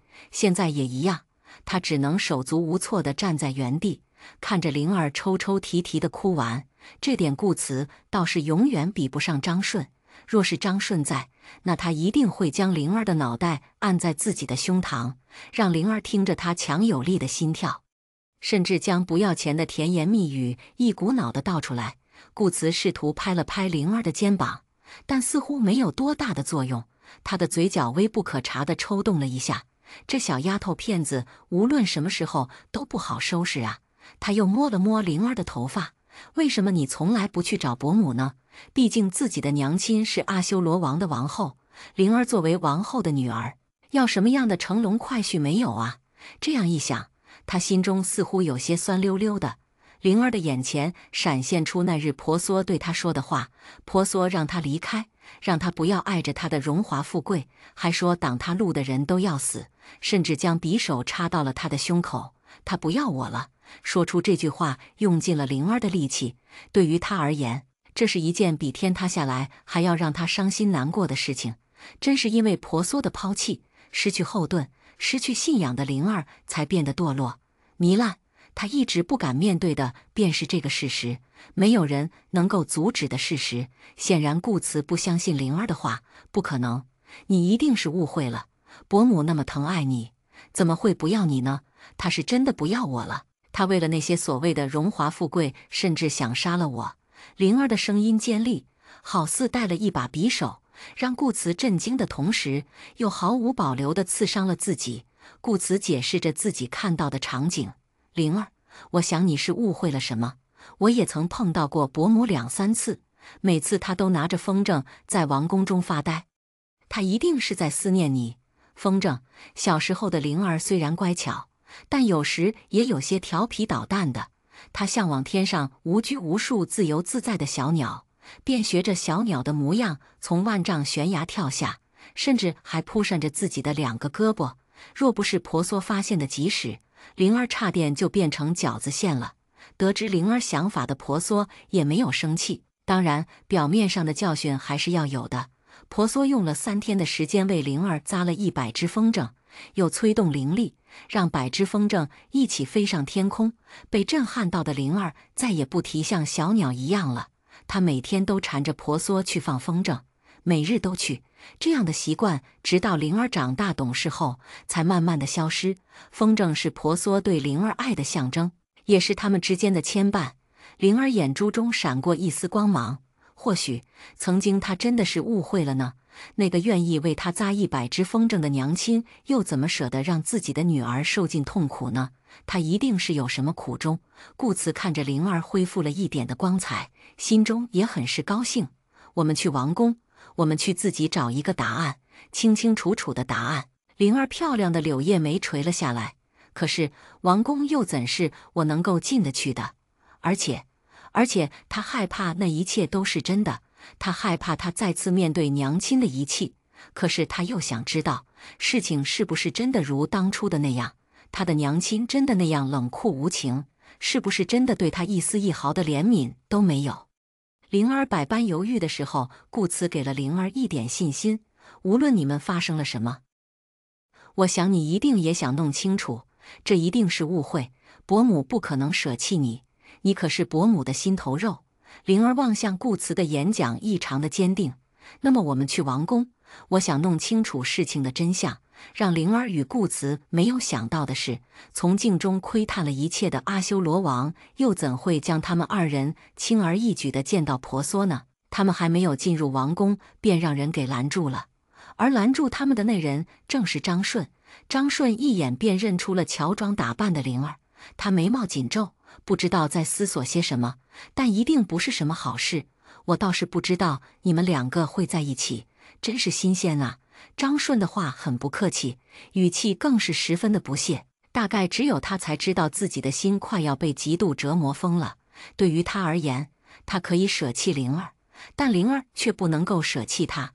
他也已肆无忌惮地伤害灵儿的感情，需要时哄一哄，不需要时便能够任意驱除，但绝不容许灵儿对自己的背叛。是的，他以为灵儿对他的冷漠都是因为顾慈，灵儿对他确实很是依恋。在外人看来，他们要多恩爱有多恩爱，但只有他自己才清楚，灵儿对着他笑的时候是多么的虚情假意。灵儿面对着他，脸上的笑容总是恰到好处。他清楚，世界上再也没有比她好看的女子，但他却不满足。他想要灵儿真正的心，可等他试了无数次后，他的心已经疲惫非常了。灵儿低声祈求道：“我只是想见见自己的娘亲，你放我进去，让我见见她好不好？”没有一个男人看见灵儿委屈的模样是不动心的，就算是张顺也不例外，但他嘴上却极尽挖苦之词。瞧啊，就是这种可怜兮兮的语气，加上这漂亮的脸蛋，让多少的男人对你趋之若鹜。你简直就是个妖精。顾慈，难道你还没有意识到他的可怕之处吗？他只能用恶毒的语言才能够阻止自己蠢蠢欲动的内心。灵儿紧张地看着顾慈，好似要证明他不是张顺语言中那个无耻的人。顾慈安慰地笑了笑，灵儿单纯善良，是男人自己抵挡不住欲望，却将所有的一切都怪罪到灵儿身上，当真可笑。顾慈的反驳让灵儿忍不住抬头望他，就像望着自己的太阳一样。灵儿的世界太过阴霾了，当他习惯了寒风入骨，突然间顾慈出现了。顾慈将光亮带给了他，就像小时候顾慈总是会为他撑起风雨一般。灵儿笑了，是几年来唯一一次发自内心的笑容。他定定地盯着张顺，柔软的双唇轻轻地吐出了他的诉求：“我想见见娘亲。”不知怎么的，张顺就是说不出拒绝的话。他本该义正言辞地拒绝他，并且给他治上一个私闯王宫的罪名，但他就是说不出。对上灵儿真诚的眼睛，甚至差点就答应了他。灵儿，顾慈对着灵儿笑了，就像是小时候两人玩对视游戏那样，彼此的眼中只有彼此。灵儿问：“你爱过我吗？”顾慈一愣，在众目睽睽之下被灵儿问出这个问题，他的脸色都有些羞怯呢。只不过他还是迎上了灵儿的目光：“我爱你，我爱的一直都是你。只不过以前我用兄妹的感情压抑了自己的想法，以前是我懦弱，是我没有正视自己的感情。但现在，我想告诉你，我爱你。”灵儿甜甜地笑了，好像是吃了10两的蜂蜜。我也爱你，我自始至终爱的都是你。远处的张顺差点气炸。饶是谁辛辛苦苦地拱了多年的白菜，突然间被另一头猪给抢了，都不会有好心情的。够了，你们如果还要甜蜜，那等一下进了天牢再去说你们那无休止的情话吧。张顺的每一句话，每一个词都是咬牙切齿说出来的。看来灵儿是真的将他给惹怒了。灵儿真诚地看着张顺，说出了他一直想说的话：“对不起，张顺。”张顺撇过头，气哼道：“莫非现在想要讨饶吗？可惜已经迟了。你们……”张顺的声音渐渐地降低，直至消失不见。灵儿真诚地道歉：“对不起，真的对不起，是我不该利用你的感情，作为我填补心灵的工具。”随后他看着王宫的方向，柔声道：“如今我是真的懂得了，爱就是爱，不爱就是不爱。我爱顾慈，不爱其他的人。我用别人对我的感情来伪装自己的脆弱，是我的不对。我是弱水，也是灵儿。无论是现实中还是阿修罗境，求而不得总是痛苦的，但最痛苦的不是求而不得，而是放手，退一步海阔天空。可惜以前的我不怎么懂得这个道理，伤害了无数的人，那些罪恶我总是要偿还的。一念之仁，一念放手。灵儿，你真的懂了吗？”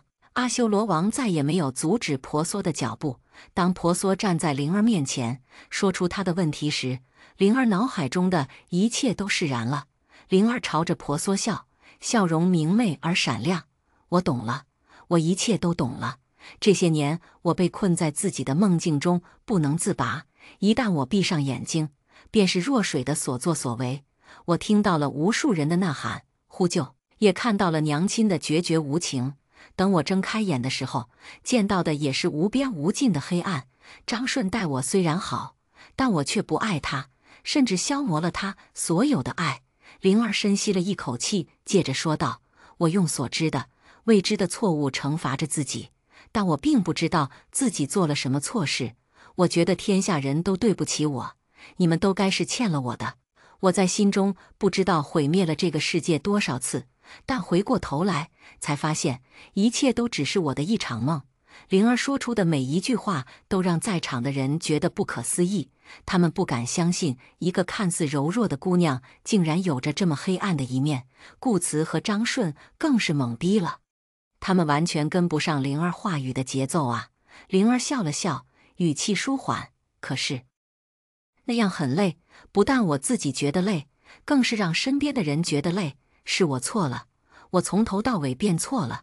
娘亲将自己的意识、自己的想法交给我，而我却只顾着去照搬照做，却忘记了真正的去接受。当有一天我信奉的一切受到挑战的时候，我感觉自己受到了欺骗，却原来这一切的欺骗都是我自己给自己的。我不曾失去过娘亲，娘亲也不曾丢弃过我，对吗？”灵儿可怜兮兮地望着婆娑，婆娑点点头，笑道：“当然，我不曾丢弃过你，也不曾放弃过谭渊，我们永远是一家人。”灵儿又对上顾慈，一双眼睛中充满了爱的情意：“我爱你，我爱的一直都是你。无论我曾经怎样的逃避，这都是不争的事实。是你让我懂得了爱一个人的美好，也明白了爱一个人的苦涩。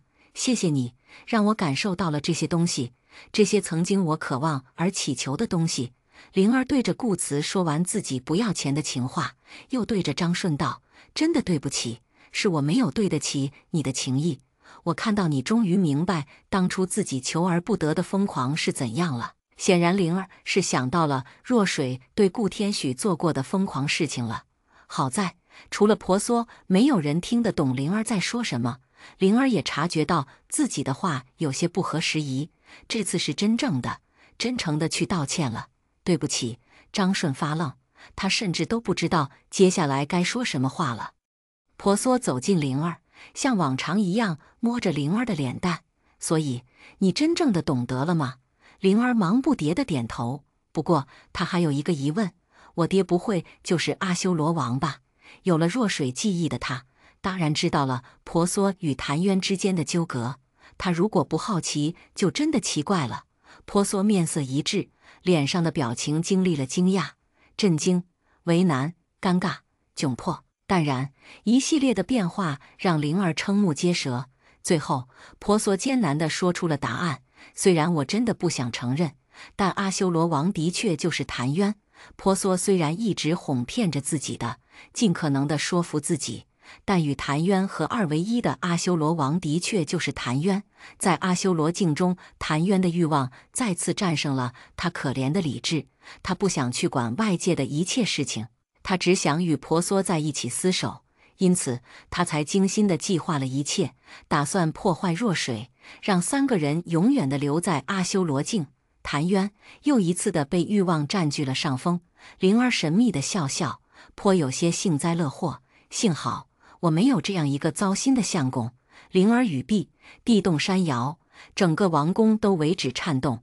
天空中突然出现了一道裂缝，那股裂缝好像有着巨大的吸引力，拉扯着灵儿与婆娑。顾慈眼明手快地扯住了灵儿。灵儿，你坚持住。灵儿。空闲的张顺扯住了灵儿的另一个手臂。灵儿。灵儿微微笑道：“放手吧，那才是我该去的地方。我还有许多的因果要还，那个地方才是真正的人间。不，我不愿意放手。我们已经错过了这么多年，你也说过要给我一个重新开始的机会的。灵儿，你不能舍弃我。”顾慈的话让灵儿有了半刻的犹豫，但随即她自己摇了摇头。等我们终有再见的那一天。说出这话的时候，她自己都没有多少的底气，又如何让顾慈相信呢？灵儿，不，我等不到那一天了。可惜，顾慈和张顺再也没有扯住灵儿的手臂，他们还是眼睁睁地看着灵儿消失不见了。千钧一发之际，他们看到了自己的王，那个不苟言笑、高高在上的王，以一种不可思议的速度奔跑上来。因为攻势繁琐，他已经摔了好几次了，边跑还边喊：“娘子，等等我，等等我，不要走啊，不要丢下我！”所有人十分有默契地转过了头，甚至连伤心的张顺、顾慈都转过了脑袋。话说，看到吴王这么蠢萌的一刻，他们的脑袋还能够保得住吗？婆娑无奈地摇摇头，红绫闪过，将谭渊缠了上来。你不是舍不得你的王宫吗？谭渊一本正经，我更舍不得我的娘子。婆娑没好气踮起脚，敲了敲谭渊的光头。你算计我的事情，咱们好像还没有算账呢。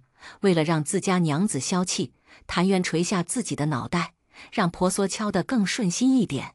娘子，你忍心找我算账吗？婆娑为难地转了转眼睛，我不忍心找你算账，但咱们的乖女儿一定会找你算账的。婆娑闪过身子，若水一脚踹到了谭渊的身上，将可怜的谭渊踹下了云端。啊，救我！娘子！婆娑赶忙飞身下去捡相公。若水在云端无奈地耸耸肩，一点都不觉得自己的动作不雅观。谭渊一路惨叫地掉下天空。婆娑不知是有意还是无意，一直没有捞回谭渊，而是一路听着谭渊的惨叫声追了下来。有的时候，女人的报复心一样的可怕。无论是神女还是凡人，尝到苦头的谭渊再也顾不得形象，趴在婆娑身上喘着粗气，与被蹂躏了千百遍的小媳妇并没有什么两样。婆娑笑道：“以后还敢不敢算计我？”谭渊赶紧讨饶：“不敢了，打死都不敢了。这一切都要怪阿修罗王。如果不是他那些卑鄙的思想占据了我的脑海，我是不可能做出这样的事情的。谭渊说的义正言辞，婆娑听得眉毛直挑。呀，现在还学会推卸责任了？不要忘记，谭渊就是阿修罗王，阿修罗王就是谭渊，居然将责任推给自己，简直是够了！你这和尚当的可真够！谭渊赶紧表明身份，我已经还俗了。婆娑无奈地摇摇头，对上自家这有时好，有时坏，关键时候给你一刀的相公，他真的是什么脾气都没有了。话说，原来他在阿修罗境的时候，真的是养了一个女儿，而不是一儿一女吧？谭渊见婆娑不生气，赶紧上前将自家娘子揽在怀中，加倍的讨饶：“娘子，我原本就不屑与那阿修罗王为伍，只不过那啥，心真的控制不住啊！娘子，你就原谅我吧。”婆娑自认为很温柔地笑了笑，但在谭渊看来却是阴恻恻的笑容。放心，我们的时间还多着呢，我会让你好好的尝尝什么求生不得，求死不能。谭渊心中呜呼哀哉，眼中更是挂上了可怜兮兮的水珠。婆娑虽然知道这是谭渊向灵儿学习的，但一个光头的大和尚用世界上最真诚的眼神看着你，棕色的眼珠中全是水雾雾的可怜。饶是婆娑知道谭渊的伎俩，也逃不过谭渊的眼神。婆娑试探道：“我们不如先去解决若水的事情。”看到谭渊水中的雾气少了一些，婆娑又试探道：“等我们解决了若水的事情再算账。”这下谭渊棕色的眼珠全是水汽了。婆娑很是无奈呀。好了好了，我日后不找你算账了，但是日后绝对不可以有这样的事情发生了。谭渊嘴角上裂，就像是有人拿刀划了长长的一道一般。娘子，你是说真的？你当真与我不计较了？婆娑无奈的点点头。我何时说过假话？你说过的假话可多了。谭渊如此想，却不敢说出来。他可不想今天晚上一个人在外面数星星，透过云层窥探了一切的若水，无奈地皱了皱眉头，样子与婆娑倒是十足的相似。他自己似乎也意识到了这一点，忍不住伸出手，将自己的紧皱的眉有转了一个方向，彻底的变成了八字眉，让谭渊和婆娑看到后，又是好一阵的嘲笑。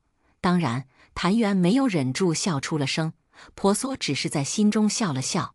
为娘的总是不好打击女儿的自信心，不是吗？若水没好气道：“现在要我怎样做？”自从回到了现实的生活，一想到她曾经叫了婆娑那么多年的娘，她整个人都不好了，连带着无数的江河都翻转了许久。最让她觉得可怕的是，每次她一看到婆娑，便会忍不住叫娘亲。天知道她是用了多少的毅力才压制住自己那可怕的想法的。婆娑正色道：“接下来要乖女儿，若水你心甘情愿地回到天上，我知道天河寂寞难耐，等我会去陪你的。”若水嘴角上扬，嘴上却忍不住反驳：“谁要你陪呀？我才不稀罕呢！”说完，若水又恨不得咬掉自己的舌头，这样娇俏野蛮的语气，简直与灵儿一模一样。她这是得病了吗？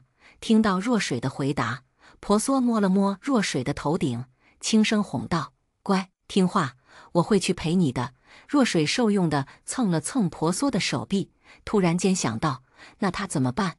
婆娑对上谭渊受伤的眸子，又看了看若水嫌弃的语气，突然间觉得头有些大了。我与谭渊本就约定了100年，等100年后我就去找你。当然，如果你不介意的话，我可以和谭渊一起陪着你。不要！婆娑话音刚落，便听到2声极其嫌弃的拒绝。婆娑心想，这个时候2个人倒是挺像父女的，默契十足啊。若水嫌弃地瞪着谭渊：“那你还是100年之后再来找我吧。”一想到阿修罗王与谭渊是一个人，他对谭渊的那点父女之情都消散不见了。他才不要这个满肚子坏心眼的男人陪着他呢，那样他绝对会窒息的。谭渊面无表情，但心里面已经嫌弃到家了。施主说什么便是什么，他才不要陪这个抢自家娘子的女人呢。当初他对灵儿就没有多少感情，更别说已经成为了若水的灵儿了。他才不要和另一个人分享他家娘子呢。安抚好了一大一小，哦不，一男一女的2个巨婴，婆娑又到九重天走了一趟，讨了天帝的一道法旨，十方神灵得婆娑调遣，遣送若水返回天界。天帝本不愿意让若水上天，又不愿意得罪婆娑，最后还是变凡下了一剂重药，才让天帝答应了若水上天的要求。试问，有了若水，试问天帝还忌惮谁呀？看谁不顺眼，放水烟；看哪个不合适，放水烟；不喜欢哪块地方，放水烟。天帝的小算盘打得倒是十分的精明。婆娑知道天帝的小算盘，但他并未觉得那是一件有所威胁的事情。天帝看似昏晕糊涂，但玩起权术来，天上地下没有一个人能够比得过他的。天帝真正愿意答应若水上天的要求，一是为了若水滔天的能力，二是为了牵制住皇权，三自然是为了能够得到若水上天的无数功德。有了那些功德，他天帝的位置又能够坐上数万年了。天帝的算盘很精，但婆娑懒得过问，当务之急还是送若水返回天界。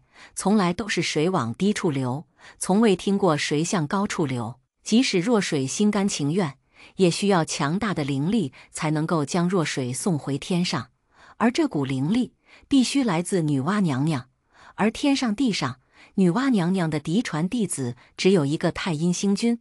婆娑暗暗叹气，看来他要到太阴殿上走一遭了。故事未完待续，请订阅我们的频道，我们将持续更新，点赞越多，更新越快。完整版可关注频道播客。我们下期视频再见。